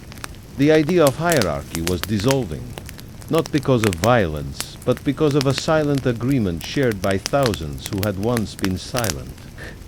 The invisible classes were becoming visible. Felix visited the Minerva statue in his chamber one final time, unsealing the base that concealed his archive. He unwrapped the scrolls, each one a map of Rome's sins, affairs, betrayals, bribes, murders hidden behind silk curtains. For years, these documents had been his weapons, the instruments by which he controlled the Senate, the generals, the priests. Now, they felt like relics of a dying world. He could still use them, still destroy reputations with a word. But reputations no longer mattered in a city where the concept of power was being rewritten. He considered burning the scrolls, erasing the record of Rome's sleeping history. But he hesitated. Part of him believed they should be preserved, not as threats, but as reminders. They were the fossils of the old Rome, a Rome of scandal and control that had existed for centuries before Felix, and would, in some form, exist after him. Instead of burning them, he hid the scrolls deeper, sealing them beneath new layers of stone and wax, leaving no clues behind. Let the next generation discover them, if they wished. Let them learn how Rome had been run not by laws, but by shadows. His final act was to dissolve the sons of the shadow, the false rebellion he had created. He called Dama to a private meeting, instructing him to disappear into the provinces, to live quietly, to remove himself from the game. Dama obeyed without question. He had served his role perfectly, but his purpose was complete. Felix no longer needed a staged opposition. The real thing had arrived. The Senate passed a motion, written in Felix's own hand but delivered through another, granting new rights to Rome's lower classes. Freedmen were given expanded citizenship privileges. The grain laws were rewritten to prioritize equitable distribution. Slave informants were elevated to administrative positions, slowly blurring the line between servant and ruler. None of these changes happened through revolution. They happened quietly, through bureaucratic shifts, paper changes, official documents that rewrote the structure of Rome without spilling blood. Felix remained at the center of this transformation, but he no longer considered himself its master. He was its steward, its witness, perhaps its midwife. He had started as a slave in Lucius Calpurnius's household, whispering secrets into his master's ear, manipulating Rome's elite with scandal and fear. Now, he stood as the architect of Rome's silent transition, not from republic to empire, but from hierarchy to diffusion. Power no longer belonged to one class, one senate, one name. It flowed in all directions at once, impossible to bottle, impossible to contain. One night, Felix walked the streets of Rome alone, dressed not as a master but as a common man. He passed through the forum, where senators still debated, their words echoing in empty spaces. He moved through the markets, where merchants exchanged goods, their coins marked with the S symbol that no magistrate dared erase. He visited the temples, where priests performed rituals to gods whose power had faded. And everywhere he went, he saw the city shifting quietly, irreversibly. A final message reached him in the early hours before dawn, delivered by a slave boy who said nothing, only bowed and left. The message was simple. We no longer need these shadows. It was unsigned, but it didn't need to be. Felix understood. The time of whispered control was ending. The new Rome would not operate through secrets. It would operate through openness, through networks of mutual interest, through systems Felix had once managed alone but had now managed themselves. He returned to his chamber one last time, standing before the Minerva statue as the first light touched the city's rooftops. He whispered to himself, but the words were not a confession or a prayer. They were an acknowledgement of history shifting in real time. This is no longer a scandal. This is a beginning. Felix smiled not out of satisfaction, but out of recognition. He had survived Rome's greatest transformation, not by resisting it, but by helping to create it. And though his name would never be carved into marble, his fingerprints were on every stone. As the city awakened, Felix extinguished his lamp, knowing there would be no more secrets to guard. Rome had entered a new age, and the shadows, for once, could sleep.